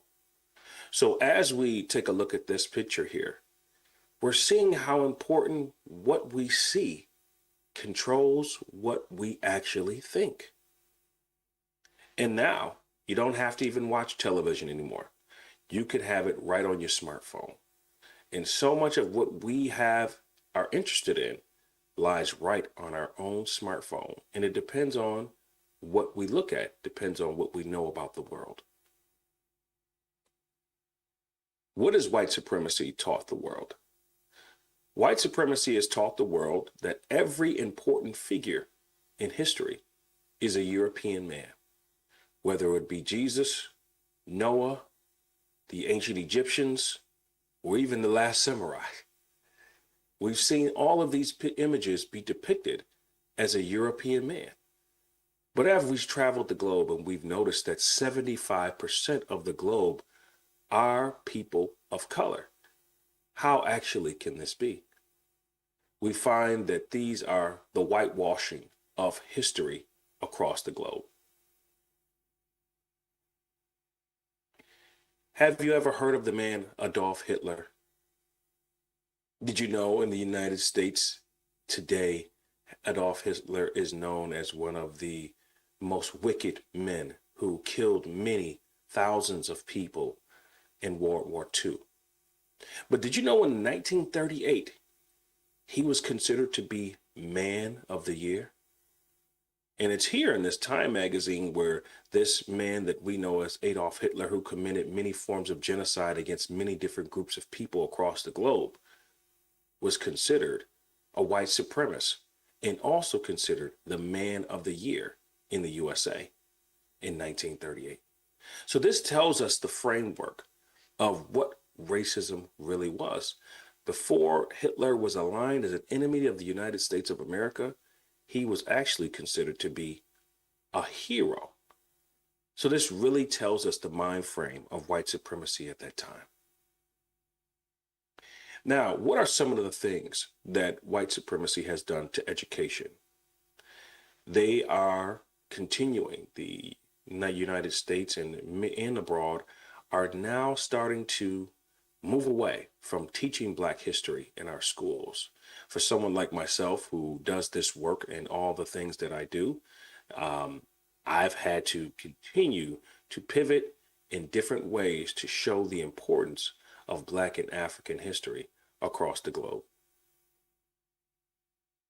Now, when learning about history, it is very, very important for all of us to understand the difference between what is legal and what is moral.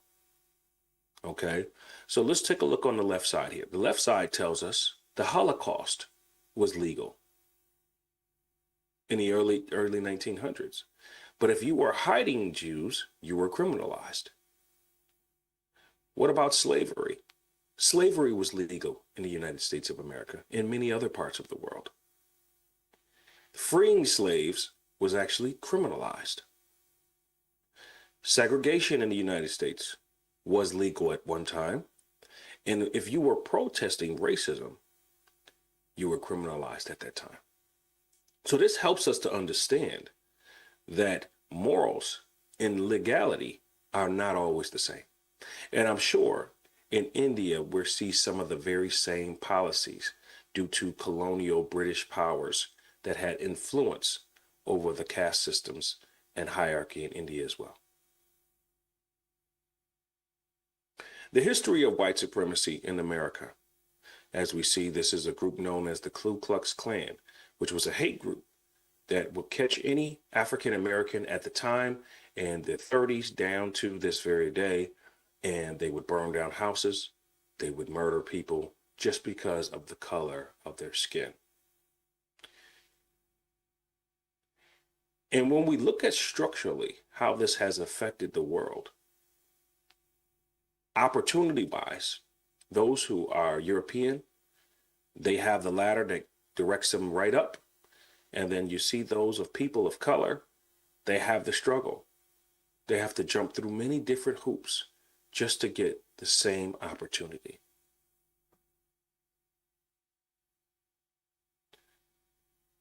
History. When we see history and the importance of history, now we learned about what Marcus Garvey said earlier. A people without knowledge of their past history, origin, and culture is like a tree with no root. But what does our history books actually teach us? They teach us that white history is world history, and non-white history has no history, or history that's not relevant. That's why seminars like this today are very important. Conferences like this today, to see an international perspective of race, of people, is so very, very important for you to be at today. So we thank you for being with us today. In America, we can see the wealth gap. 85% of the people who control the wealth gap are Caucasian or European. And then 4.4%, that's 4.4% out of 100, are Black and brown people. It's a very, very small percentage. So we can see that the pie is not evenly split. The things that white racism has caused, the effects, it has affected social factors in the workplace, school, neighborhoods, psychological factors, emotional trauma, self-esteem, coping skills. It has created people's well-being and even affected public and private policies within institutions. And as we see this particular picture here, it's a windstorm affecting one's well-being.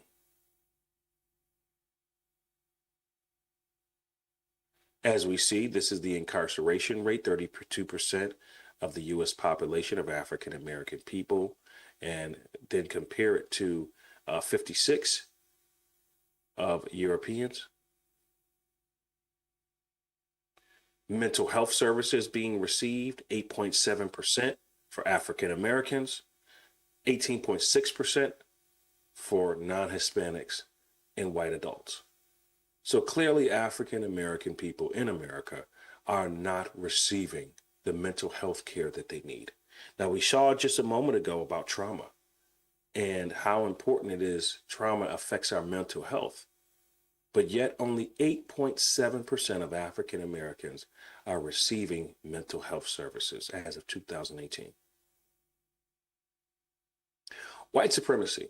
Now, when many people think about white supremacy, they think of America or the UK. But we're going to find out its effect on the world. Specifically, let's talk about India today. White supremacy's effect on the world. How has what has been happening in the United States, what has been happening in the UK, how has it affected the global world? Let's see. As we see the India's caste system, you can see the Dalits as well as the Dravidian people and many other, the Tamali as well. Tamil people also face many forms of oppression due to these caste systems as you see today. Now, this is based on the Hindu belief system of hierarchy and caste systems that affect the world today. Does these look familiar? Stop racial discrimination against Northeast Indian people. Are these things that we see as well in India? What about there? Stop the racism, stop the mob violence. So we see these things happening across the globe. This is not just happening in America. Racism has affected the entire world.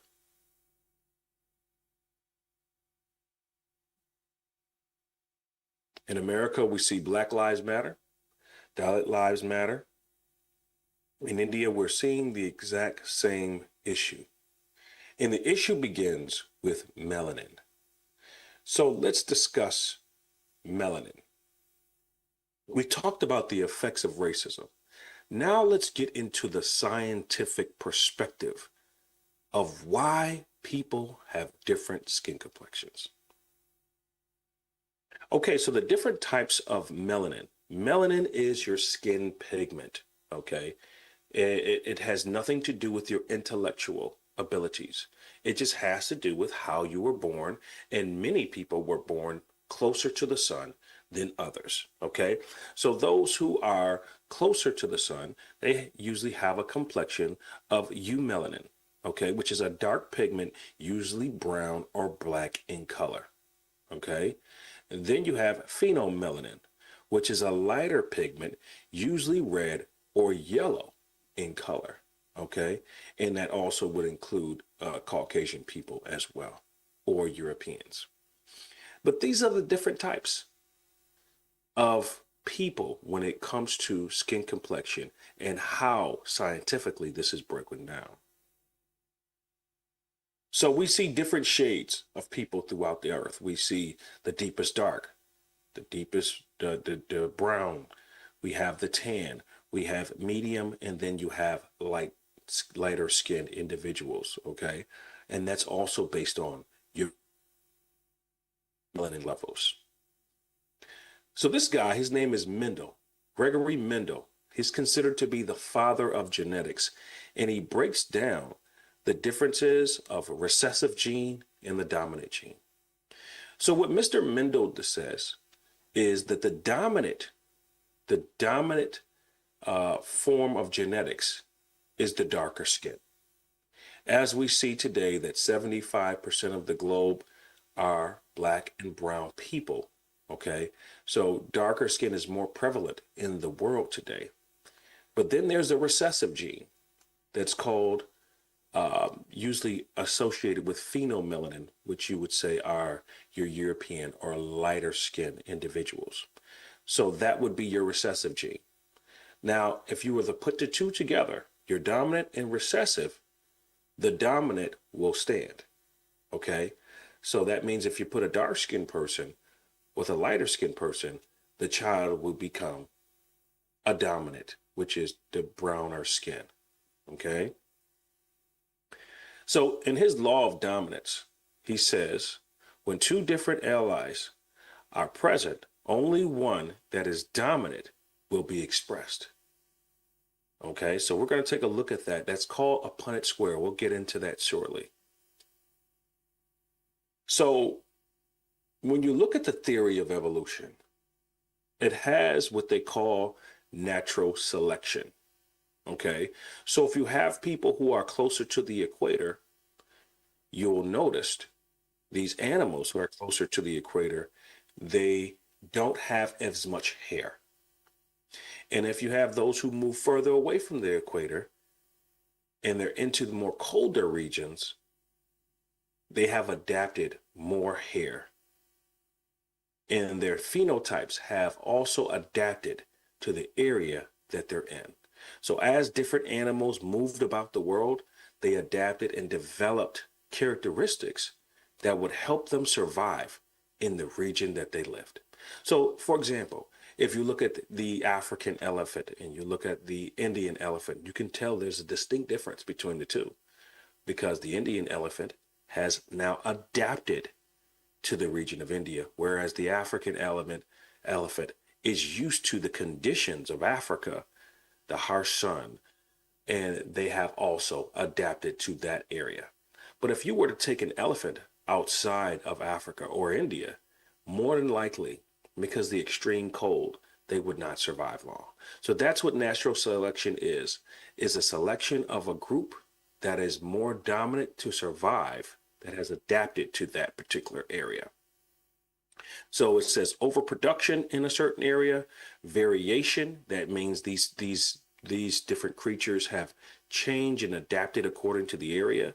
And those who are selected by nature, so to speak, will be able to survive. And those who are not adapted will pass away. They will die off. We're going to watch another video. Dr. Jin Lee was looking to try to find the origin of humanity and the origin of the Asiatic. And let's see what he discovered in regards to finding the human origin in China.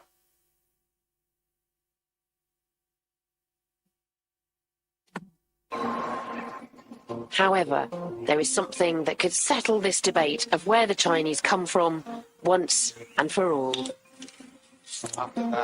I'm meeting Professor Jin Li, one of China's leading geneticists. Recently, he led a project that set out to prove that the Chinese evolved independently from everyone else, from Homo erectus, here in China. Before the project started, I was hoping that I could identify or could be able to find the evidence that support independent origin of Chinese in China, because I'm a Chinese and came from China, and through the education process, I always believed that there's something special about Chinese. He singled out a male genetic marker which only appeared about 80,000 years ago in Africa. So any man who carries that marker must have recent African ancestors and can't be descended from the more ancient Asian Homo erectus. Jin took DNA from over 160 ethnic groups around East Asia. Over 12,000 samples.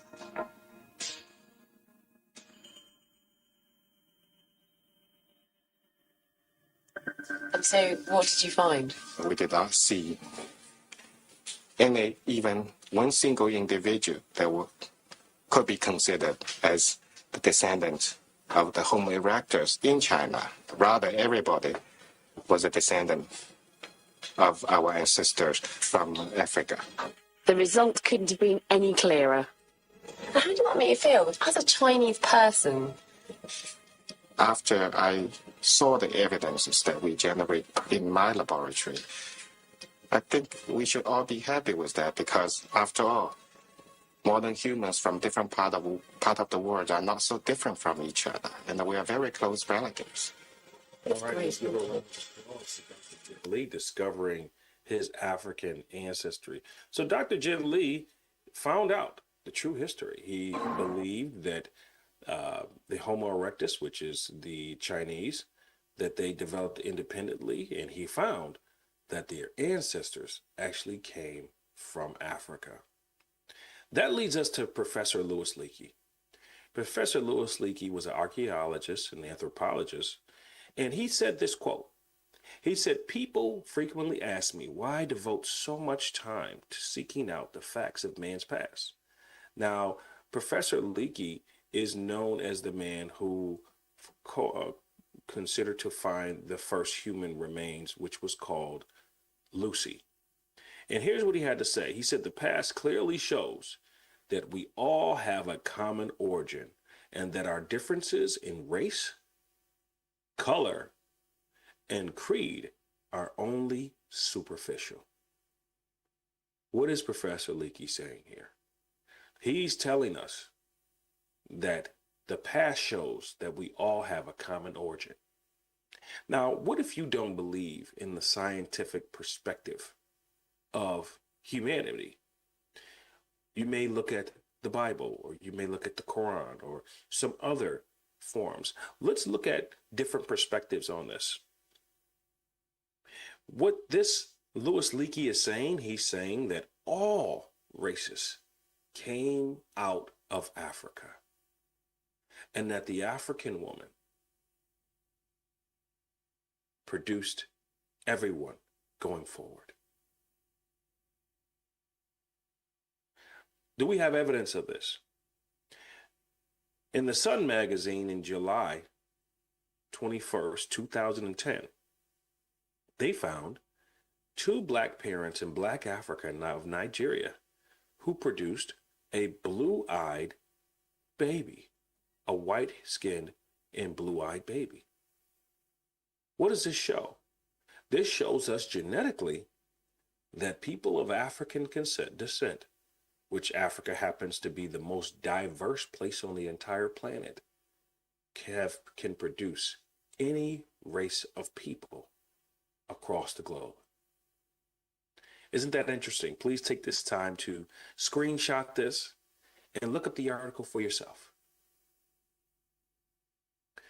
Also, many people believe that blonde hair was a European, was only for Europeans. And if we look in modern day Australia, Malaysia specifically, we are finding dark-skinned individuals with blonde hair. So we can see that even the phenotype of brown skin does not mean that you can't have different hair texture and hair color. Now, Constantine de Volney, when he went to Egypt and he saw the faces of the statues, here's what he had to say. Constantine de Volney was a man discovering many different things in the 1700s, and he said, just think that this race of black men today are slaves subject to our scorn is the very race to which we owe our arts, our science, and even our use of speech. So we can see how Constantine de Volney, upon coming to ancient Egypt, which is in Africa, looked upon these statues and realized that these African people were the origin of civilization. And when we're looking at Professor Louis Leakey, here is his theory, the out of Africa theory. He says that out of East Africa, some would say Uganda, Kenya area, and that people began moving about the world from there, starting right there at that East African point. Modern day Ethiopia, Kenya, Uganda area is where they began, according to science. When we look at these different color spectrums, and you mix all of these colors together, green, blue, purple, you're getting a darker complexion. So that tells us that out of the black comes every color spectrum that you see today. So out of Black Africa came all races as well. Mitochondrial Eve. Mitochondrial Eve has proposed that modern humans descended from a single woman who lived in Africa thousands of years ago. That means that every human alive comes from an African woman and can be traced back to an African woman. You may look at this screen and recognize this lady as Leona Lupita Nyong'o from the Black Panther movie. Let's take a look at this video and see what she discovered about her genetics. Lupita's results contained something I'd never seen before. When we examined her mitochondrial DNA, the genetic fingerprint passed down from mother to daughter across generations, we found that she carries DNA from the oldest maternal haplogroup, a very ancient branch of the mtDNA tree, just adjacent to what scientists call the mitochondrial Eve, the most recent woman from whom all living humans today descend. When mitochondrial Eve was walking around, there were no human beings alive outside of Africa. Everybody was black in the whole world. Huh. I predate race. You predate race. Yeah. That's dope. So let's clap it up for Lupita discovering her genetics traced back to the earliest human beings. There's this lady here on the screen. Her name is Jane Elliott. Jane Elliott is a good friend of mine, and she's an educator and anti-racist activist. And she said this: we've been lied to about the number of races there are in the world. In fact, there is only one race, the human race, that sprouted out of Africa thousands of years ago. Now, is there a creation version of this that we should know about? Let's hear what Jane had to say. Look, boys and girls, the only reason there are white people is because black people came here first, and they faded as they moved farther and farther north from the equator. Their melanin faded so that their skin, their hair, and their eyes got lighter. Their brains didn't get smaller, but their skin, their hair, and their eyes got lighter. That's the only reason you children can call yourselves white. And you aren't white. We are all shades of brown. So Jane is telling us that every human being has shades of brown in them. Okay? That has been declared throughout many different articles. The New York Times, that has been declared throughout We Are All the Same, broadcasted by the American Broadcasting Corporation News in 1998. And it also talks about the benefits of melanin, how it's a protective ray from the sun, how coily hair receives the temperature and creates the circulation of cool air into the scalp, thus serving to facilitate body temperatures. So we see the very importance of rich melanin, okay, and how it even affects the health of different human beings.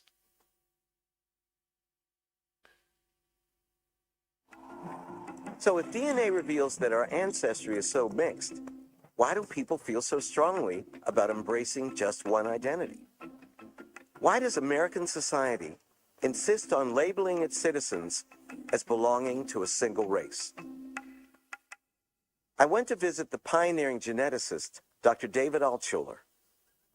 He's one of the scientists responsible for the 1,000 Genomes Project, the landmark study of genetic variation around the world.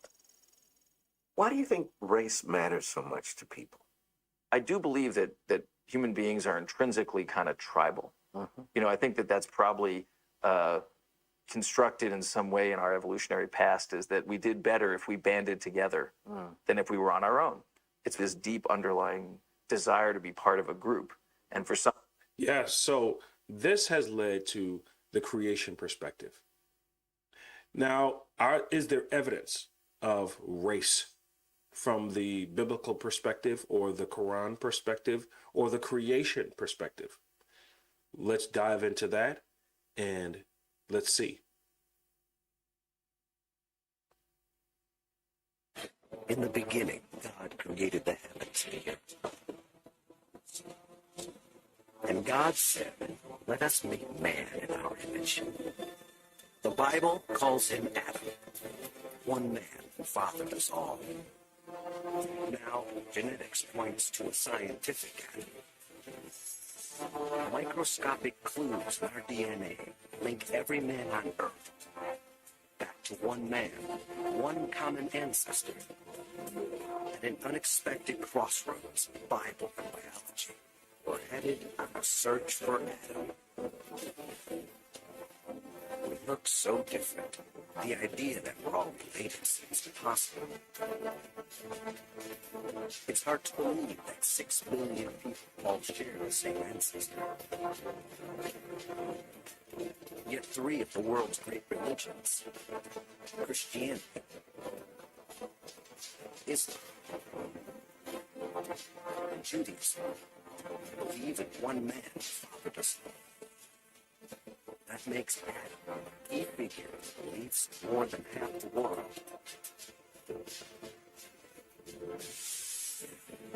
Now, science offers a chance to find the genetic Adam, a single ancestor whose DNA survives in every man on Earth today. From the Inuit of the Arctic, to the Amerindians of the Amazon, from the nomads of the desert, to the businessmen of Wall Street. Spencer Wells, a geneticist with National Geographic, will lead us on a journey to identify the scientific Adam and reveal what made him so exceptional that he could father all men on Earth. Okay, so looking at these different features, we can see that whether you look into science, whether you look into the creation perspective, whether you look into the genetic perspective, all of these perspectives lead back to one perspective, that all human beings had come out of Africa. We're going to watch one last video, and then we're going to have our Q&A and we can discuss this particular conference. Jefferson may look European, but his Y chromosome tells a different story. It shows that what we look like may not really tell us where we come from. And it raises a question mark over the traditional image of Adam. For centuries, artists have depicted him like this, like a European. For many of us, this is Adam. Michelangelo's famous painting in the Vatican Sistine Chapel. He looks like a beautiful Italian who spends a lot of time in the gym.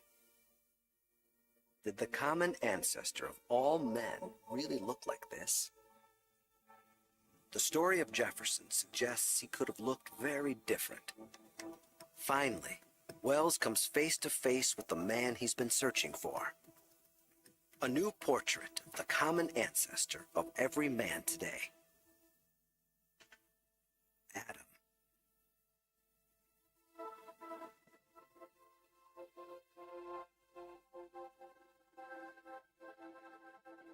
Without a skull, we can't know for sure what Adam looked like. But a combination of genetic evidence, Bender's forensic skills, and cutting-edge computer software suggest he looked something like this. Thousands of years after the Bible, and hundreds of years after Michelangelo, we have a whole new face for Adam. I like the expression. He's got a very forceful look. You know, he's intent on something, maybe taking over the world. You know, you begin to get perhaps an insight into why these guys won out and why this guy's our ancestor. All right. So that will conclude the section in regards to our PowerPoint. Now, when we look at this term race, what have we learned today? We've learned genetically that all humans are connected to Africa. We've learned scientifically that all human beings on the face of the earth are connected back to Africa. We've learned religiously, based on the three great religions, the biblical perspective, the Quran perspective, the Judaism perspective, that all humans and all civilization began in Africa, known as ancient Egypt, which we know as Kemet, which is the land of the blacks. So what we find in race, is race real? Well, race appears to be a social construct used to divide people and also to keep a form of hierarchy at the top. And usually it's a form of white supremacy. So with that, I leave it open for questions. Please feel free to ask me and follow what we're doing at Ancient African Antiquities Research Institute of America. You can also find us at www.aaaRIAEDU.com. Thank you for having me, and I look forward to your questions.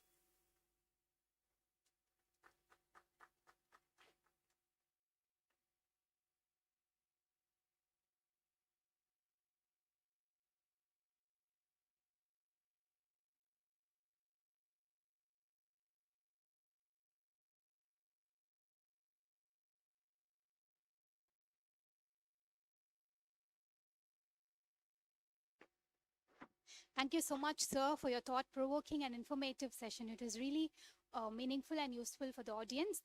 Now it's time for the Q&A. The floor is open for the audience. And those who have questions, kindly come to the podium and ask your questions so that it will be easy for sir to answer your questions.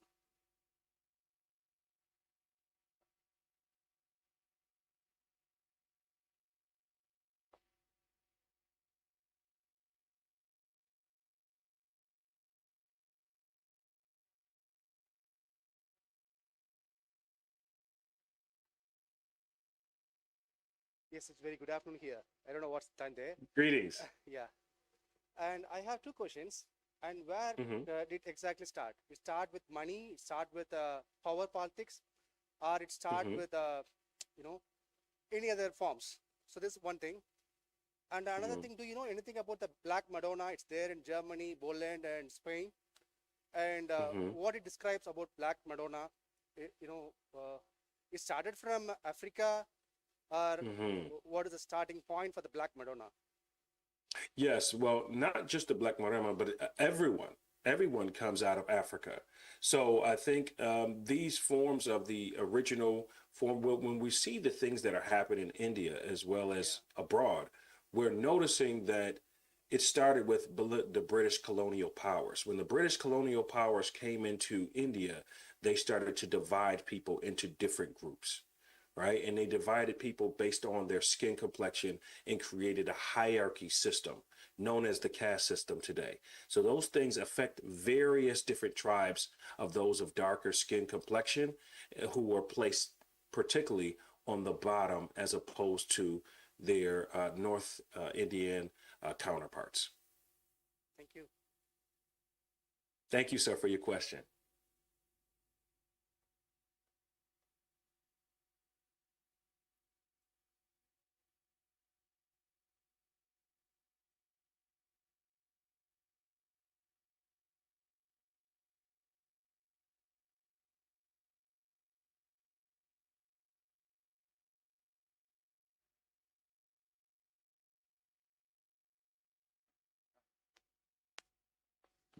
Hi, Mr. Kulu. Greetings, brother. My brother, how are you? Fine. Nice meeting you. And Yes, we yes. had a feeling that we watched a documentary rather than a lecture. Thank you very much for giving such a wonderful lecture. I have a question. Do you equate the racism with the caste system in India? Mhm. Are they similar according to you? Is that you want to Yes. say? Yes, they are very similar to what has happened in America. We believe what happened in the UK as well as the Americas has come down to the rest of the world. And it has spread a form of white supremacy everywhere. I've even spoken in China as well, and you can see white supremacy there. I've been to South America as well. You can see white supremacy there. So there's some form of white supremacy in every part of the world. So yes, I believe when the British colonies came into India, they also created caste systems based on skin complexion, or the lighter skinned ones would have more power, as in the darker skinned ones would be placed in more positions of servitude. So I believe these different influences that happen in America has gone abroad and also been influenced in many different political systems across the globe. We thought that once Barack Obama became the president of USA, the racism was completely gone. But from your lecture, we understand that it is still prevalent across the world. Thank you very much, Kulu. It was very informative. Thank you, Aglis.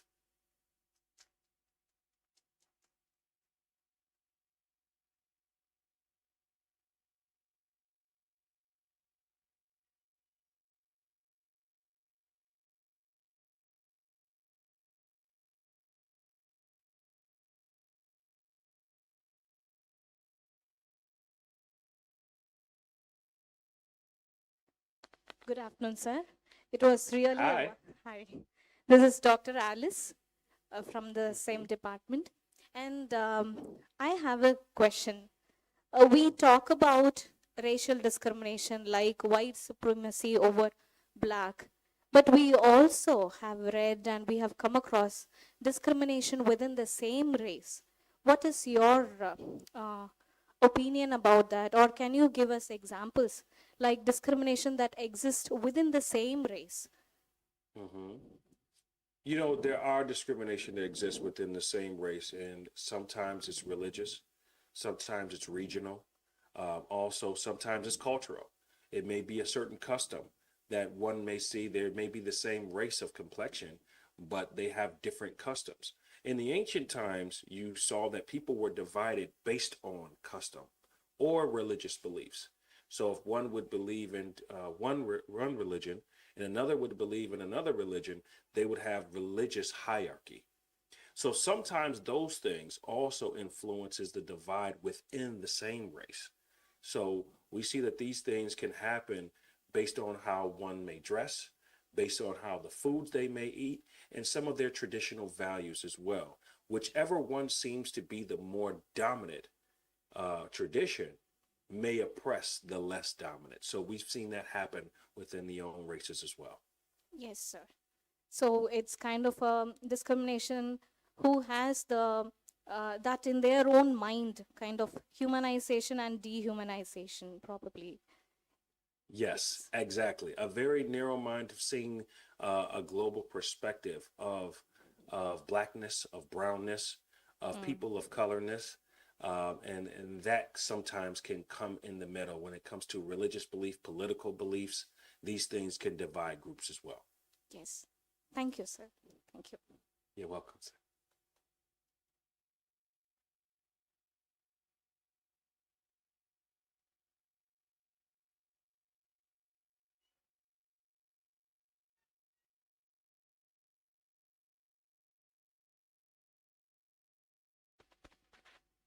Hello, sir.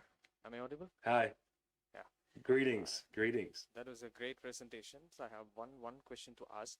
So despite the overwhelming evidences that you have provided regarding the one race, so how does this, I mean, we overcome this situation of the white people dominating all the bigger structures and all political structures, economic and everything. So we are continue to talk about this evidences and one race. So how does one overcome this situation? That's my question.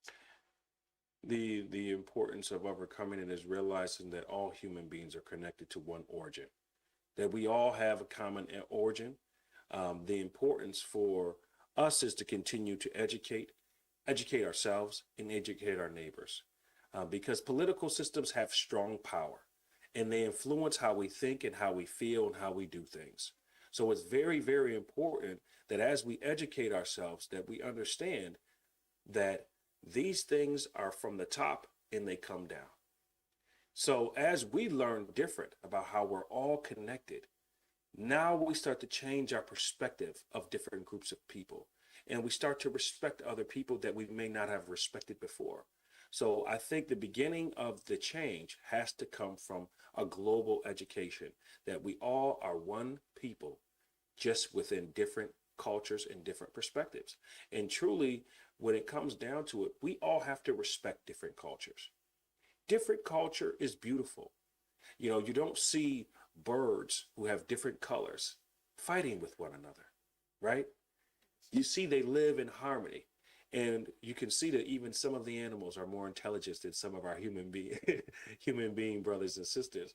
But we have to develop a mentality like that, that we all coexist and how beautiful the world is that it has so many different colors and features of people.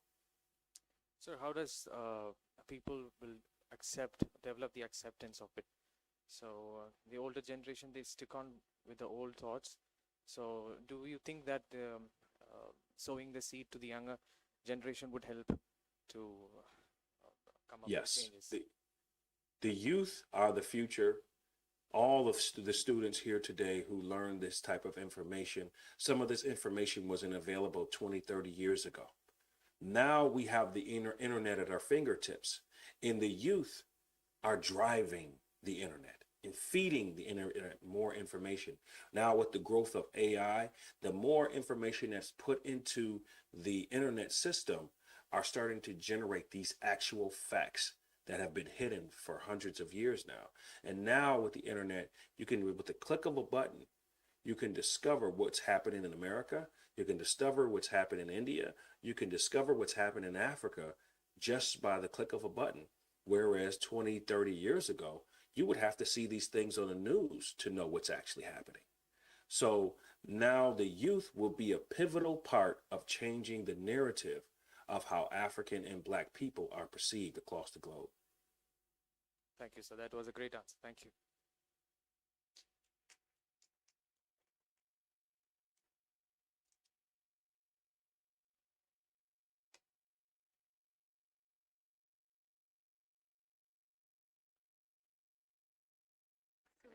Sir, hi. Thank you so much, sir. Thank you so much for engaging thoughtfully with the questions raised, offering responses, marked by clarity, insight, and generous patience that truly honored the spirit of scholarly exchange. On behalf of the Department of LCS, and on behalf of the university, we thank you from the bottom of our hearts, and we are very honored for your presence with us here today. Thank you so much, sir. Thank you for having me. Please follow me on LinkedIn. My name is Emmanuel Kulu, Kulu, and I look forward to building with you guys and seeing you guys in person next year. Sir. It is our pleasure. Thank you so much, sir. Thank you. Thank you.